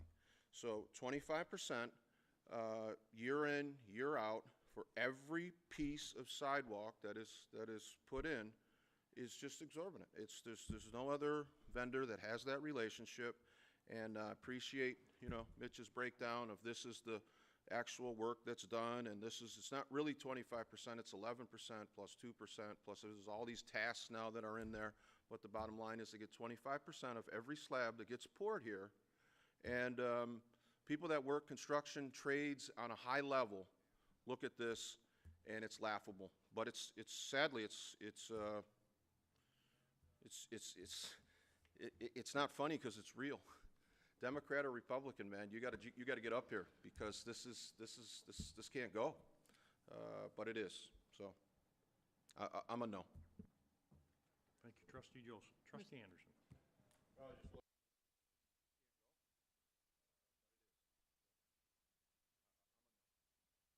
Thank you. It seems like every other meeting, every couple meetings, we're updating the APOs. It's gone from a little booklet into a Bible. I don't mean to be anti-religion or nothing. Very thick things. And this 25% came on board 2007, and just seems very interesting. It's never been addressed in the last 5 years of most of the members of this board. No one has brought it up. Now we know where that 25% comes from. It comes from a document created in 2007. As I stated, it's almost 40% inflation since that time, and I'm sure not only on a dollar, on the cost of the materials, and that 25% goes to the to that vendor. And I mean, I keep looking at our residents, and I'm waiting to see when this add-on 25% in some cases starts going on the tax bills because they can't afford it. And what happens there? If anything, this APO should be revised, and that amount should be downgraded to a reasonable amount, not 25%. But I'm sure the argument will be this board, and when you hear things, you'll hear the board approved. My fellow board members, I have to say that. We hear the board approved. No, it should be stated the board majority approved, not the board. Thank you for your time. Trustee Vosper. Mr. Supervisor, in order to bring some dignity and respect back to this issue here in front of us, and to honor the reputation of the companies involved, could we get a description of what exactly is involved in this and why those services need to be provided? If they weren't provided, what would happen? We absolutely can. Mitch, are you going to readdress the issue? It's been discussed. It was presented. This is nothing new. It's not 25% on every slab of concrete that's laid. It's the total project cost. It's historical. So please, Mitch, go. And it is, again, these aren't magical numbers that are created to try and mess with the residents. M59 is being done right now. Dan's Construction is doing the work. Their contract, let's just say for simple math, is $1 million. I guarantee the soft costs, the engineering fees are 25% or higher. There's a design fee of 10 to 12%. There's the inspection fee. There's a stakeout fee. There are soft costs that are associated with every project. You can't build a project without engineering, design, and inspection. So it's not specific to this project. Again, I'm not sure what to say beyond that. Thank you, sir. Do we have the staff and the equipment to do this, what we're asking the vendor to provide? Mitch? Do we have the staff and the equipment to make this the analytics of the sidewalk? And again, I don't know this. The ordinance was passed in 2007, probably with the intent to repair sidewalks. I mean, it specifically says that. I imagine that the township tried to do it and couldn't do it. So that's why a consultant was brought in to actually to do the inspection, to prepare the bidding documents, to get it done. That's what I'm guessing. Thank you, sir. Trustee Vosper? Just to follow up, thank you for that explanation. If there weren't an engineering firm, it would be everybody measuring their own thing and figuring out, doing whatever they wanted to out front if they thought it looked good. You have to have some standards. There's more to it than just adding on 25%. There's value added to the project and for the homeowners and the property owners that are having this work done. Thank you. Treasurer Elliott. Mitch, do you guys know what the assessable amount is yet? Have you figured that? I don't know. You said there was 400 properties affected. I haven't seen the list yet, but I saw last year's list. It's quite comprehensive. So basically, you have to match up the sidewalk to the homeowner, and that's an Excel spreadsheet, and then notifying all the residents and managing communication back and forth, taking the pictures. I know those are all pieces that Spalding D. Decker has been doing. Correct. And it doesn't reach our office until that process has been completely finished. So I haven't seen that, the accessible amount. We got it tonight. Here is the 450 properties with the sidewalk, square footage to be replaced, the thickness of the sidewalk, and then the accessible cost. So there's roughly 450 properties affected. Again, 111 called or emailed. We had. Are any of them like township properties? Because I know that we had. If it's a township gate valve or sanitary sewer that's causing the damage in the sidewalk, then the township will pay for it. If it's an easement, last zone 1, we had a couple drain easements. The township paid for those sidewalks. I think the split was like 85%, 15%. 85% was accessible to the residents. 15% Right, was so I know that last year we identified quite a few properties where we had anywhere from 3-inch to 6-inch, some of the gaps that were caused that were actually our property. Right. So now that we've identified those pieces of property, right, for us not to repair them would be a liability issue as well. Right, in zone 1, we took care of our business in zone 1. What was our responsibility, the township took care of. Thank you. Any further questions from the board? Trustee Anderson. It's more of a statement here. We've been kicking this around, this 25% and everything going on for a year or two. It's come up several times. And I just want to commend the three of you, I mean, our engineer and that, for that spontaneous, unscripted response, how you come up with that explanation. And I want to thank you, as how that 25% comes in. Thank you very much. If that was a passive-aggressive comment towards me, I don't mind addressing that. So last year, when the question came up about the 25%, Trustee Anderson, and I say this in all due respect, because I do respect that you're asking the question. And then when, because it comes to my office and we see the level of work that they've put into it, I get it. It's when you see it from a different point of view, from your point of view, you're saying, what are they doing? Then when I see the actual complexity of the spreadsheet and them being able to identify which is 4-inch, which is 6-inch, which is 8-inch, and being able to break that down and communicate, I don't see any way that we could actually, ourselves do that. So I do respect that. Whether or not 25% is industry standard, I have to leave that to the professionals. But there is a cost associated to the amount of work that whether it's Spalding D. Decker or some other engineering firm, there is quite a bit of work that we don't see that's in the back end, that's on their part, that I don't believe that we have the ability to to address. So that would be my point of view from my observation from what we see in the treasurer's office. And so didn't script anything, but I heard the question and I have some basis of understanding. And so responding, what is the assessable amount? Because one of the things is the reason why I was asking the question is that there was more township property than we had realized that we were responsible for. So sometimes what happened to one of my neighbors last year was our sewers were pushing up the 8-inch sidewalks in front of their home where they drive, and it was almost 6-inch gap that was up there. The sidewalk where their driveway was up about 6 inches, and actually they lost a couple of tires. Through this program, we identified they didn't even know that we were responsible for it, and we had to fix it.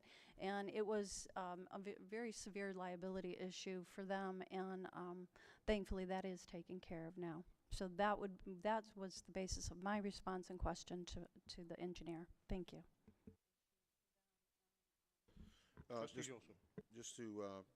I understood your comment.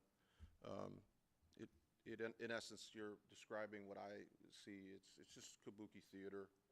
There's questions that Mitch comes, he's ready to answer, and we talk about Hall Road, and the fact remains is I don't see complications in Excel spreadsheets. I'm certainly not the brightest guy here, but they're not complicated. Sending an email to a homeowner, this is communication, it's not complicated. And when residents call us and they say, okay, I got to fix the sidewalk, I guess the township's liable if I don't fix the sidewalk, but 25% in addition to, and if it's not based on every bit of work that's performed, I don't know what it is. What do you mean it's not based on every slab? We bill the residents for the concrete that's poured. And of that, there's a 25% fee. That's pretty straightforward. So I'm sorry if these questions, they become undignified, and I'm going to clarify because I see the overall value. It just, you got the votes. Let's just vote. We've been down this road. Anderson and I, we've been down this road. Perhaps maybe we just call the question. That's it. It's okay. I'm just going to vote no every time it comes up because I think it is a continuation of a really flawed, and anybody that works in the industry that isn't connected to the project laughs at this and at us. And unfortunately, the residents are the ones that, the joke's on them. That's the sad thing, the joke's on them. But there's nothing I can do. We get one vote. So call the question, prove your plan. Let's move on. I have a motion by Clerk Berry, supported by Supervisor Kersten, to approve item 9E. Clerk Berry. Clerk Berry, aye. Supervisor Kersten. Aye. Trustee Anderson. Nope. Trustee Joseph. No. Trustee Vosberg. Aye. Treasurer Elliott. Aye. Item 9F. Item 9F is to approve a request to allow a specially designated distributor liquor license for Zora Oil, Inc., located at 47191 Jefferson Avenue, Chesterfield, Michigan, 48047, and adopt resolution number 2022-07. So moved. Second. Motion by Trustee Joseph, supported by Clerk Berry. We have the petitioner here. Hi, my name is Rita Hanna. I'm the co-owner. You want to tell us a little bit about your business and? It's a gas station. We've owned it since 2005. We applied for the liquor license 4.5 years ago. We got beer and wine, and we just got approved. Okay. Any questions or comments from Trustee Joseph? Thanks for your patience. Oh, you're welcome. 4.5 years is a long time to wait. Yep. You have a great business over there. You've been a great community partner. I'm glad it finally worked out. And thanks for staying the course. Thank you. We all set? Give us 2 minutes. Okay. Comments from the public? Pardon me? I'm sorry, Clerk Berry, I missed you. Just wanted to make the board aware that all of the Application requirements have been met and everything seems to be in order as confirmed by the clerk's department. Thank you. Apologies. Comments from the public? Any comments from the public? Seeing none, I'll bring it back up to the board. I have a motion by Trustee Joseph, supported by Clerk Berry, to approve item 9F. Clerk Berry. Trustee Joseph. Aye. Clerk Berry, aye. Trustee Anderson. Aye. Trustee Vosberg. Aye. Treasurer Elliott. Aye. Supervisor Kersten. Aye. Item 9G. Item 9G is to approve the introduction and first publication of Ordinance Amendment Number 196, an ordinance amending Chapter 13 Environmental, Article 2 Nuisances shall have Section 3434 Shopping Cart Regulation added thereto in order to regulate the storing, labeling, and recovery of shopping carts, to prohibit any person from the unlawful removal of shopping carts from the premises of the owners, prohibit the abandonment of carts within the township, and repealing any and all ordinances and/or resolutions in conflict therewith. Do I have a motion to approve? Motion to approve the introduction and first publication of Ordinance Amendment Number 196. I'll support it. Mr. DeMaster, if you could, please. We have a problem of shopping carts being left abandoned. It's getting really bad for our code enforcement. The ordinance was brought to me by our code enforcement officers, mirrored from some surrounding communities, and it went through also Chris Anderson for her going through it for the fees and the procedures. And we are hoping to get it adopted so we can implement it, and it's going to be a great enforcement tool to alleviate this problem. Thank you, sir. Comments from the board? Trustee Anderson. I'm sorry. Just a quick question. I'm seeing removing carts from the store, there's a $500 fine, 90 days in jail. Who'll be the complainant on that? Will it be our officers will have to view them, or our enforcement officer, our sworn officers? If, I don't want to pick on anyone's name, some guy's pushing a cart down 23 Mile Road or something like that, who's going to be the complainant when they remove? And when we start warehousing the carts for these businesses, is there anything that the respective business has to pay? I know in Detroit years ago, it used to be like a $35 fee to recover the cart when it was put in a local precinct. I didn't notice anything in here. The fees will be at the next board meeting. We have to get this resolution adopted first, and then we go for the fees after that. But yes, there is going to be a $500 fine. It will be the PD, because it will be a law at that point. So that will be the enforcement. Obviously, we're putting this ordinance forward because we want to make it not so great for them just to move the carts, and the business owners are not picking up the carts anymore. They're just leaving them there for 2-3 weeks at a time. And the code enforcement officers have been continually going in every week. You got a bunch of carts, you got to go pick them up, and then they wait another week. So this will be our tool to grab the carts, store them, and then they have to come pay. The story I heard in Roseville is, they stack the carts. After a while, the business realize they don't have many carts, and they come and pay the fine. But it gets less and less to that many carts that they have. So we're hoping that they'll actually go out and pick their carts up. We don't want to be the enforcement people. We don't want to do this. It's just some kind of tool to make them be responsible for their carts. Trustee Joseph. Along the same lines as so I understand you want to pass the ordinance, but I'm having a hard time understanding in the crafting of the ordinance who is the perpetrator. So if I wheel the cart off and I take it to the bus stop, I topple it over and I use it as a park bench or bus stop bench, I get on the bus and I leave, who's the perpetrator of that ordinance violation? Target or the bus rider? And then who is handling the cost of the storage or the extraction of that cart from the bus stop or wherever? And then what do we have in the way of as he said, complainant? We are the complainant? We're enforcing an ordinance, so then we become the complainant? We are the complainant because who do we identify? I'm sorry. What's that? We're the complainant. Who do we identify as the perpetrator of the ordinance violation? The store owner or the guy that takes it off the property? Both. That's why it addresses both. It addresses the people who are basically stealing the carts, yes, taking them off the property, and it also addresses the property owner or the cart owners who are not picking up their abandoned carts. So, fair to say that the target is they're not interested in filing any kind of complaint for stealing, and they're not interested in retrieving their property, so then it becomes a problem for us. And this is designed to hold both of those individuals accountable, or Yes. primarily the store? Yes, we're going to make the store owners be responsible for picking up their carts. If they don't pick them up, we're going to pick them up, and we do have a mechanism to recover that cost. Right now, we have no cost recovery at all for enforcing them. Their carts are left in the easements, they're left by the bus stops, they're left at the edges of the property, and all we can do is continually go and pound on them. Pick up your carts with no way of recovering any cost. So we're getting the cost recovery by holding them and charging them to get their carts back. Okay, so final question. Did we do any analysis in terms of, like, we have a problem, the costs associated with this, have we researched this? Because maybe the cart, an abandoned cart, you know, in the township roadway or, you know, easement, we would just throw it out.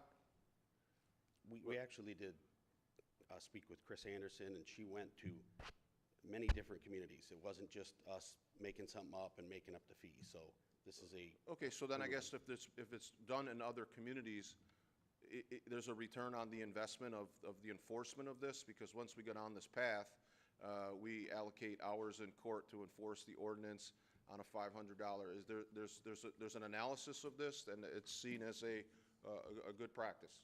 Yes, the code enforcement officer, the second one I hired recently, he was in Roseville for about 7 years, and the cost recovery was good. Okay. And it's proven. He was there 7 years, and he's the one who finally brought that to me. He says, the carts are bad, we're going, let's use Roseville's. And then Chris also went and looked at other communities and made sure that it's going to stick and it's going to be a good ordinance. Well, it's a difficult problem, so I appreciate any strategy. It is a difficult problem. So, thanks. Sure. Thank you. Trustee Anderson. Yes, sir. Question for our council on this ordinance. Thought you were going to slide, sir. We see one of our friends pushing, we're picking on Target, but pushing one of our identifiable carts to the bus stop, tips it over, sits on it. One of our enforcement people comes by, has evidence that it was removed from the store property. That's, is that a misdemeanor, and should that person be detained if they've been observed committing a misdemeanor in the presence of a sworn officer? And number two, how do we criminally charge misdemeanor otherwise Target for letting their material go here? That's just, if you kind of give me the cliff notes on that, sir, I'd appreciate it.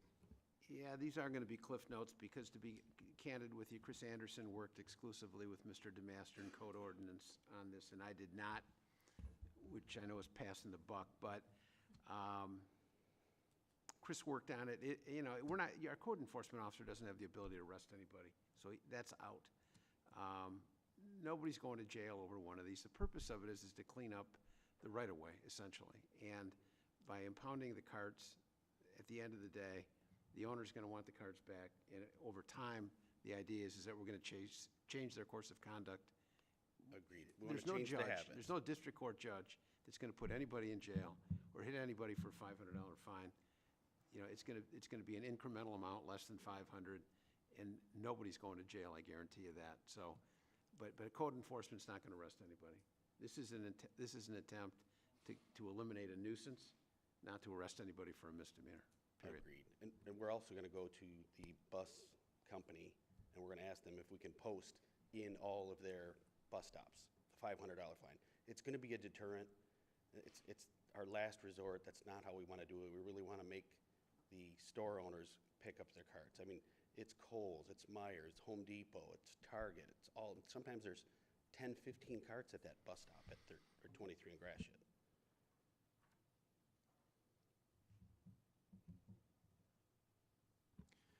Any further comments from the board? Trustee Anderson. Yeah, I totally appreciate it. I know what the problem is. I'm kind of glad you knocked the weeds down or the shrubs down over there by 23 Mile Road. Everything's down, and earlier in the night you showed the debris that's there that the township's going to clear up. That's kind of good. And I'd be interested, though, if you let me know if there is any type of a legal action on this. Just kind of email us how it's working out. Thank you. You know, Hank, not to interrupt, but, you know, the other thing is, these ordinances, you know, once we adopt it, we give it a year or two. If it's effective, we're good to go. If it's not effective, and it's becoming a liability for us, it's simple enough to repeal it. We've done that before. But we're gonna try something. Pardon? We're gonna try something to make it better. Thank you, sir. Any further comments from the board? Trustee Vosberg, please. I support this only because it's very frustrating to see all these carts all over the place. And I remember when I first, it was a couple years ago, I thought, I'm gonna see if I can do something. And just over a week's period, I picked a couple of parking lots. It was terrible. It was awful. But I do feel bad for the stores because they don't have the staff to send out there all the time to get that stuff either.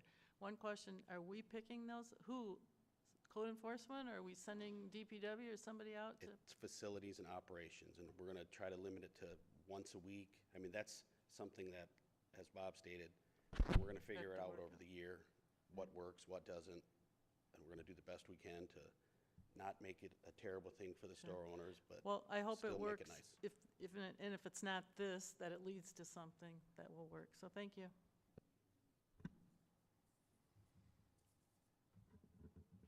Thank you. Comments from the public?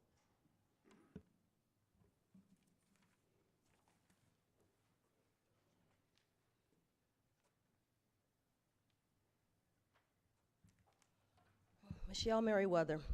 I appreciate the fact that we need to clean up the township, but I want to say you're going down a slippery slope with this ordinance. So I see a disproportionate situation that could occur with low income and people of color when I take a look at where I see and what is happening in terms of what the carts are being used for. So if you're gonna go down this and do an enforcement that has to do with fines and money, then I want some statistical research done and some information to make sure that it's not leaning toward one particular group that's being fined or any other situation that is unfair, and again, in terms of income and people of color. Thank you. Thank you, ma'am. John Speaker. I agree with Michelle Merriweather on this. I think we're going down a slippery slope. I agree that there's an issue or a problem in the township with the carts. But I also believe that instead of targeting the individuals that are taking the carts from the store, well, they're not taking them. They're going, I've observed several individuals as me and my wife are entering a store, elderly people that have disabilities, that came to the township or worked at the facility to the bus stop. So instead of targeting the individuals, let's target the stores. Let's make the stores responsible to assign somebody to pick up their carts. So it's a slippery slope when we start targeting individuals and wanting to fine them because they took a cart from the store to the bus stop or from the store to the adjacent parking lot where they got a ride or got picked up. So before we vote on this, I want council to really look at this and let's put the burden on making sure that the carts get picked up on the business owners and the stores. That's where it should be. I'm in favor of the fine because what it's going to do is it's going to put these stores in a compliance to make sure that their carts are picked up. It's going to take a while, but I think that's the way to go. Let's not target the individuals. Let's target the stores. Let's get them in compliance, and let's move forward with the ordinance that way. Thank you. Any further comments from the public? Seeing none, I'll bring it back up to the board. Trustee Anderson. I know this time's dedicated to kind of look at these ordinance, or any of the business of the board here, but I'd much rather see some type of a warning to a business or advising the first time, and perhaps if it's continuing, then a built-in fine. Then this language, I understand counsel what you're saying, but putting in misdemeanor language in there that we may strike down in a while, and I heard some great points, how there could be, talk about fairness in it. I'd much rather see the vendor themselves face some kind of fine if they continually allow their property to be pushed around. Either, go to Aldi's, try to push one of their carts out. You got to put a $50 or leave your oldest child there for, collateral before you take a cart through the store. You know, there's other ways to do it. Instead of, I don't know, I just have trouble with this misdemeanor $500 fine and or 90 days in jail, which will come back to us. It will be the laughing stock of the east side. Anyhow, thank you. Any further comments? I have a motion by Clerk Berry, supported by Supervisor Kersten, to approve the introduction of the first publication of Ordinance 196. Clerk Berry. Clerk Berry, aye. Supervisor Kersten. Aye. Trustee Anderson. No. Trustee Joseph. No. Trustee Vosberg. Aye. Treasurer Elliott. Aye. Item 9H. Item 9H is to approve a recommendation for the Township Board to approve Facilities and Operations Department to enter into a 60-month lease agreement with Enterprise Fleet Management to lease 13 vehicles for a total of $570,000 to $34.80. Do we have a motion to approve? I will make the motion to approve. Second. Support by Clerk Berry.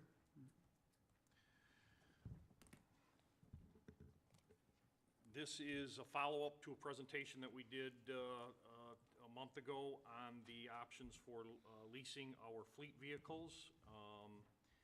I believe that I started this model in public safety, and it appears to be working very well at that level, and I'd like to expand on the role here within the township. Josh, you want to address it, or Mr. Evans is back here? I'll say that facilities and the fleet manager have worked extensively with this, with the package that's in your in the agenda item. I believe this is an economic savings for the department, although this will be a new program not ever seen other than the 2 vehicles in public safety that we entered into. Just to follow up on some comments that were made previously, yes, we have a fleet manager. Fleet and equipment Fleet and technician. equipment technician. Yes, coordinator in By that title. case. We do not have tools and equipment to do heavy or routine maintenance, and that's where our biggest cost in this township for maintenance and vehicles is we farm it out to private vendors. Hence, with the number of vehicles that is both in DPW and sewer, that is a rather large cost. And this, in my vision, is a first step in better managing the fleet, utilizing them in their fullest capacity, and as was stated previously too, not running them into the ground and then disposing of them. We turn them over or flip them, for lack of a better word, with Enterprise, and we get a new vehicle out of it. So that being said, did I miss anything? That was kind of a high-level assessment of it. I'll defer to Mr. Evans from Enterprise, and you're free to make any comments on the presentation. No, thank you again for the opportunity to be here tonight. We worked with many entities in the southeast Michigan area, Township of Redford, Macomb Township, Great Lakes Water, City of Detroit, and they've all made the same assessment that ultimately keeping vehicles until they die is not an economic reason or a good way to do business. In the end, it's an investment back into the township to have vehicles that are safe, reliable, and ultimately the end goal of having maybe less vehicles that are in the fleet with the end goal of a total cost of ownership that drives down, the ability to sell vehicles at a premium market. Unfortunately, today that's not available with the age of the equipment, but one day you'll see some tremendous cost savings with vehicles that, quite frankly, just run better and more efficient. Thank you, sir. Any comments or questions from the board? Clerk Berry. Thank you. What maintenance costs are or are not covered under the lease agreement?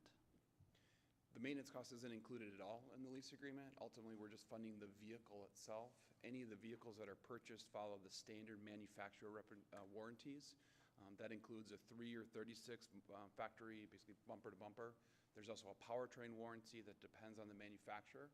Everyone's a little bit different. So in the proposal, these are Ford vehicles. That's a 5-year, 60,000-mile powertrain warranty, which includes the engine, the transmission, and everything in there. Okay, so if I can ask, what is the advantage then to leasing over purchasing if there's no maintenance package involved or included, as opposed to simply buying the, I see the economic analysis in our packet, but my experience with lease options for fleet vehicles is there's oftentimes some sort of a maintenance package included, but that's not the case here. So what's the advantage other than just a standard lease agreement that any one of us would have on any of our regular vehicles? Sure. Within the analysis, there was a purchase price that ultimately, if you went to go purchase these vehicles, there'd be over $520,000. In the first year alone, the lease payments itself are just $120,000. So when working with the staff and the leadership here in the township, ultimately it's going to enable the township to get more vehicles for the dollars that you can. Also within the lease agreement, I know it says 5 years. All of our lease agreements aren't written in a firm term. There's no early termination penalty, there's no wear and tear penalties, and there's no mileage penalties. So as the market continues, as electric vehicles become more available, we'll be able to make strategic decisions with leadership about what is the right vehicle for the right job, and ultimately the lease provides some flexibility to that going forward. Again, Enterprise, we're a private company. We do this for commercial entities, government entities. And today, for example, one of our customers is the city of Monroe, and they're actually year 3 of their lease program. We've actually had a negative expense in terms of their lease expense because we've been able to sell some of their vehicles, again, from a premium price. So to answer your question, ultimately it just provides some cash flow benefit, ultimately making a bigger impact in the fleet, and then lowering some of those maintenance costs on the older vehicles. Because to Township Supervisor's point, some of the older vehicles are the ones that are really costing you a lot of money, especially in maintenance. Thank you. You're welcome. Further questions from the board? Trustee Joseph. Yeah, I was a little confused, Mr. Supervisor. When you opened this up, you said that we don't have the ability to do, the oil changes and the tire rotations. This doesn't change that. To Clerk Berry's point, maintenance is still our obligation on these vehicles. And just like quick math, you have 13 vehicles. 13 vehicles at $570 is roughly $44K per vehicle for a 5-month lease that we maintain all of the required maintenance, and we maintain a fleet manager or a fleet manager and whatever the title, Mr. Duchesne. I don't know how we get these titles on business cards anymore. We got a lot of, but we have a fleet manager, and then we have Enterprise. Why do we need both? As in any fleet, you have to have somebody that monitors and watches it. And That's what they do. They gave us like 15 pages. To a certain extent they do, but the day-to-day function, the day-to-day use, the day-to-day wear and tear is done internally. No, Mr. Supervisor, not to like interrupt you, but he just said there are no wear and tear. There's no early turn-in. There's no wear and tear. There's no. I'm assuming the vehicles come with a manual, so we have to change the oil if whatever certain mileage, depending on the make and use and things like that. So what do we do? It worked in the police department perfectly because. We have a fleet maintenance guy. Yeah, but you have. Yeah, but you have vehicles that you literally are running into the ground with 100,000 miles within a couple of years. Correct. And 24 so, months. yeah, so Usually these are 60-month leases, and not committed to 60 months. If we find that they need to be replaced sooner, based on the analysis of the fleet maintenance technician, they're replaced sooner. I like the Enterprise. I like the presentation. They clearly know their stuff. Just don't know why we add and then continue with the old practice, and we're upgrading and eliminating some of the functions that are performed. Why are we paying? Well, as I said, this is the first step in a complete fleet maintenance program that we need to develop here in the township that has never been done historically. Okay. The ad was a fleet maintenance technician to monitor the fleet rather than cracked frame vehicles driving all over the place, getting us into further trouble. 100% agree with that. My So But- that's the development of this? No, it's Supervisor, it's smart, and I appreciate it. I love the presentation. It made sense to me when we brought it in. But we have outstanding vendors and in-house that do the same thing. We pay 25% for sidewalks. We have an in-house engineer. We have Enterprise that does all our fleet management, and we have a fleet manager. So I get it. I mean, I appreciate where you're going. I'm very This is comfortable smart. with eliminating any of those positions you choose to bring forward. Well, I'm good. I'm not the day-to-day guy, but if That's you the want to invite problem. me in, I'll come in and do That's- some day-to-day stuff that's with the you, and problem. we'll This is a sharpen the day-to-day pencil. function, and these are day-to-day I'm operations. rolling with you. I'm I'm getting rolling with you. sniper shots from the outside where this is day-to-day management. I'm rolling with you, but this is on some level, we can't duplicate everything. I apologize, I don't mean. No, to that's interrupt. okay. That's all right. I appreciate some But latitude to go regardless- back and forth. We can answer each other's questions, and I understand a little better, so no offense at all. And I support you on this. This is a management and cultural change to this township that has not been seen. This is a new idea, not exclusive to Chesterfield, but used in several other municipalities as mentioned. There is a cost savings to it. My request here is that we enter into it.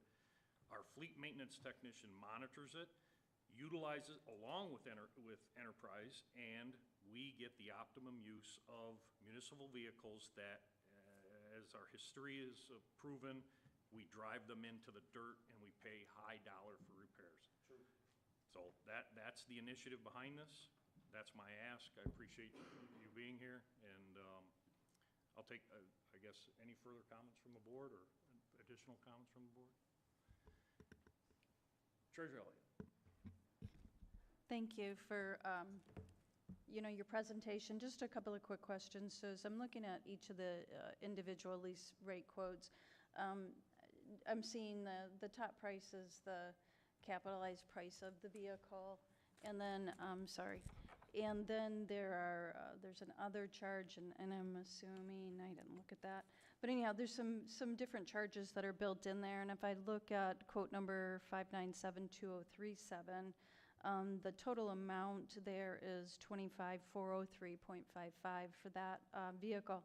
And then there's a reduced book value. I'm assuming that's the residual value of the vehicle at lease turn-in? Correct. Okay. And so the residual value, the estimated residual value at lease turn-in is $4,826.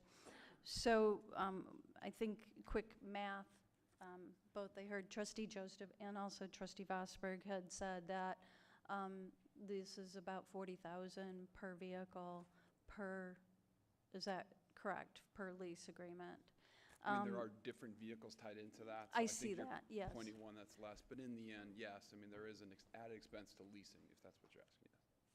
Right, okay. That would be my only question for you. I think my other question, possibly the supervisor can answer. So we're going to reduce the current fleet by 14 vehicles? Is that what I'm reading in the packet? It says from 50 to 36, and just what is the plan for that? I know it can't be immediate, but maybe just if you give us an idea. Yes, the goal is to reduce the number of vehicles within the fleet. Most of that is already underway, as was presented earlier in the presentation. We have eliminated vehicles from the fleet. We'll continue to do so, not just vehicles, but other equipment that is just underutilized and not used to its full capacity, but yet a huge investment. So, yes, that is underway. Okay, and then I also see the financial review that was included in the packet, and I don't know if you wanted to kind of go over that real quick, or if you want me to read the notes there. If you have a question, Yeah. go ahead. It just says lease 13 vehicles for 60 months, detailed yearly as from leisure services in the amount of $9,442.20. Code enforcement in the amount of $5,552.64. Facilities and operations in the amount of I'll just round it off, about 56,000. Water and sewer in about a little bit less than 32,000, and the building department around 11,000. No budget amendment is necessary, and maximum number of payments in 2022 would be 8, which is under budget for this year. So that helps a lot in explaining the program, and that is if we're able to get all of the vehicles. Is that correct? Correct. You're welcome. Thank you.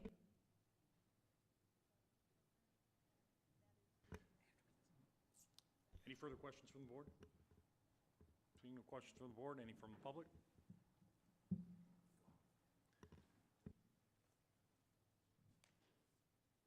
Hi, Paul Lafata. Clerk Berry asked about what's the difference. I call it, what's the risk? The lease agreement states 7,500 miles.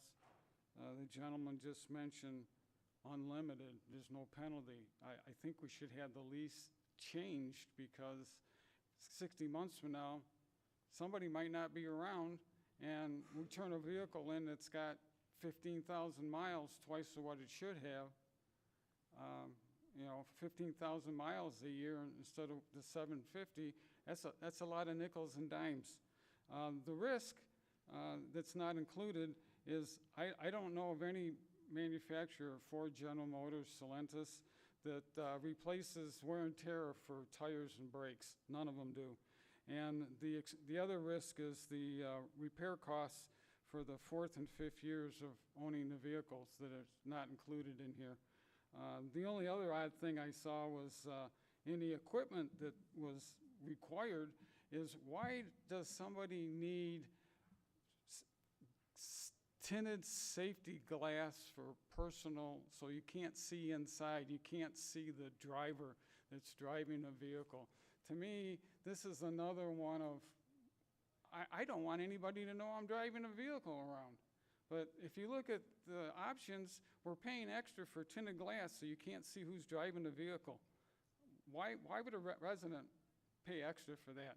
And why would you order a silver vehicle when that one is I own one, is the most likely to be in an accident, and for an emergency vehicle when you should have like orange or yellow or something else that sticks out like a sore thumb? Just questions, but for safety reasons, I think you picked the wrong color. And why are we paying extra for tinted glass options is another one that. Thank you, sir. Any further comments from the public? John Speaker.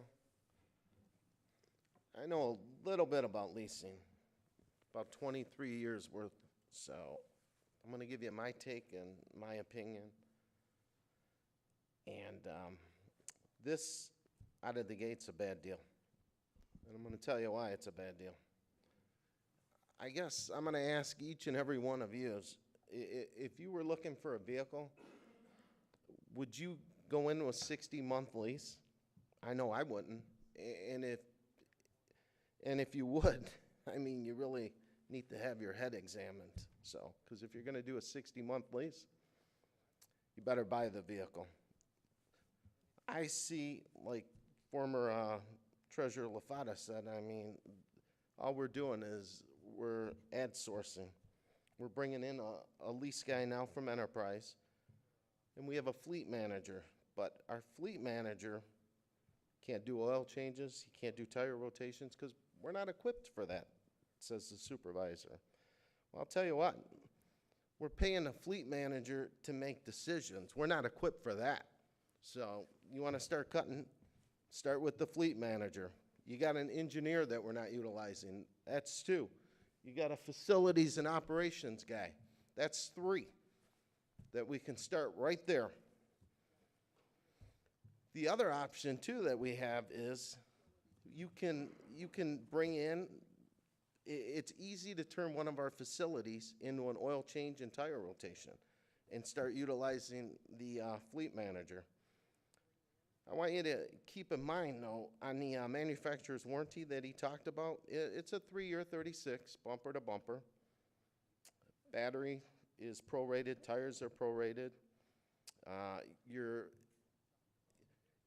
engine and trans, it's a 5-year 60. Now, after the 5-year 60, depending on how much we drive these vehicles, which I'm going to assume it's going to be a lot. I mean, if you look at our gas bill every month on what we're paying on the bill run, I mean, once you hit that 560, we're going to be responsible for the repairs to the vehicles. So going into a 5-year lease really doesn't make sense. I mean, your typical lease that you want to go into where you're going to get the most bang for your buck is going to be a 2 or 3 year lease. You really don't want to go outside that manufacturer's warranty. And if you do, you want to have a service contract that covers you for any major repairs going outside that 5-year 60,000. This is a bad deal. So unless you change the terms, and you know, Supervisor Kersten, if we're in such great shape like you say we are, why don't we just buy the vehicles? Thank you. Sir. Any further comments from the board, or public, I'm sorry? Any further comments from the public? I'll bring it back up to the board. Trustee Joseph.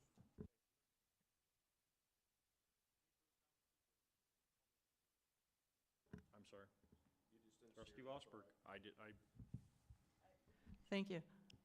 I have curiosity about the dark windows, the tinted windows. What, is that something that's less expensive? Is it safer for our employees? What?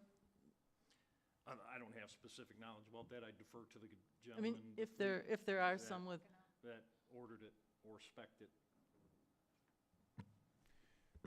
We're a wholesaler, so ultimately we work directly with any of the manufacturers. So if there was tinted windows that would be wanted or would not be wanted, that would be something that could be easily exchanged at the time of order.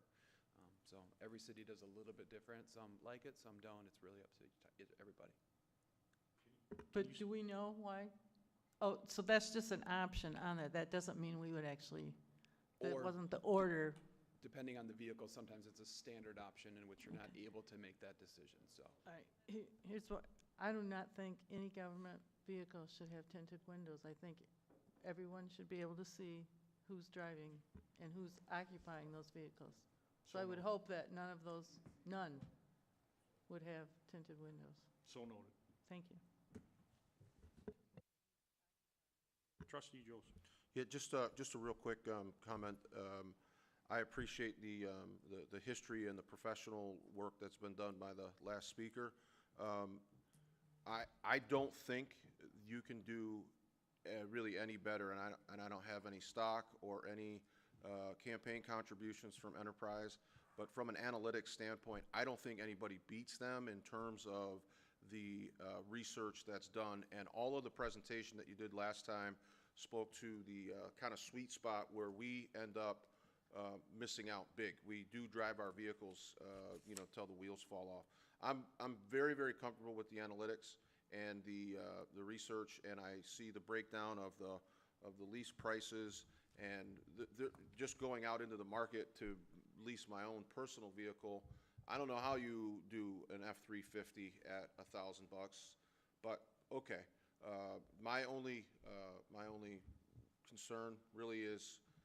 And I don't mean to be hard on the supervisor because I know what he did in the PD, but you got control over the entire budget over there, and that was one that you zeroed in on and you saw cost savings, but you didn't have some of the additional overhead that we have here.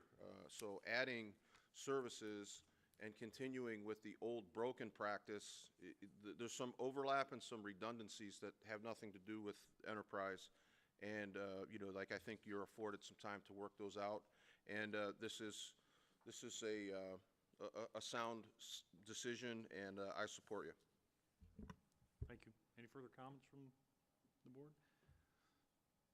I have a motion by Supervisor Kersten, supported by Clerk Berry, to approve item H, 9H.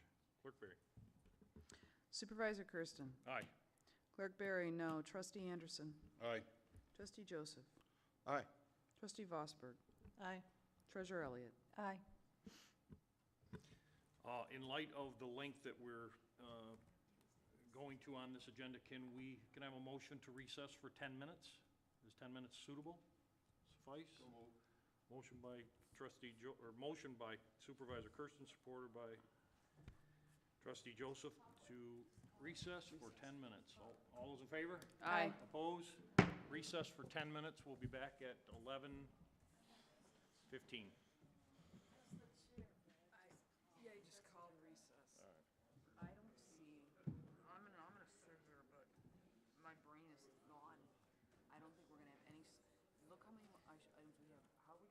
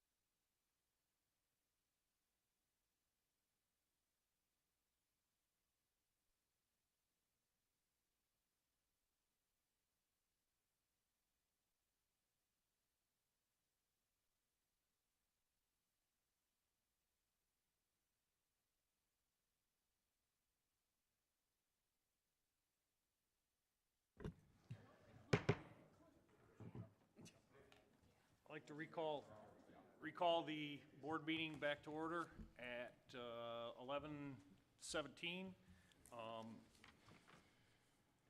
After further review and discussion with the board, I'm going to make a motion that we recess this meeting until next Wednesday, April 20th, at 5:30 at this same time, same location, or same location. Support. Motion by Supervisor Kersten, supported by Trustee Vosberg, to recess this meeting until the stated date and time, which will be republished by the clerk's office, and we will pick up where we left off in its entirety, and complete the meeting in its entirety. Wednesday, correct. Wednesday, April 20th at 5:30 PM. 4:20. You get the cannabis people in here, that'll be.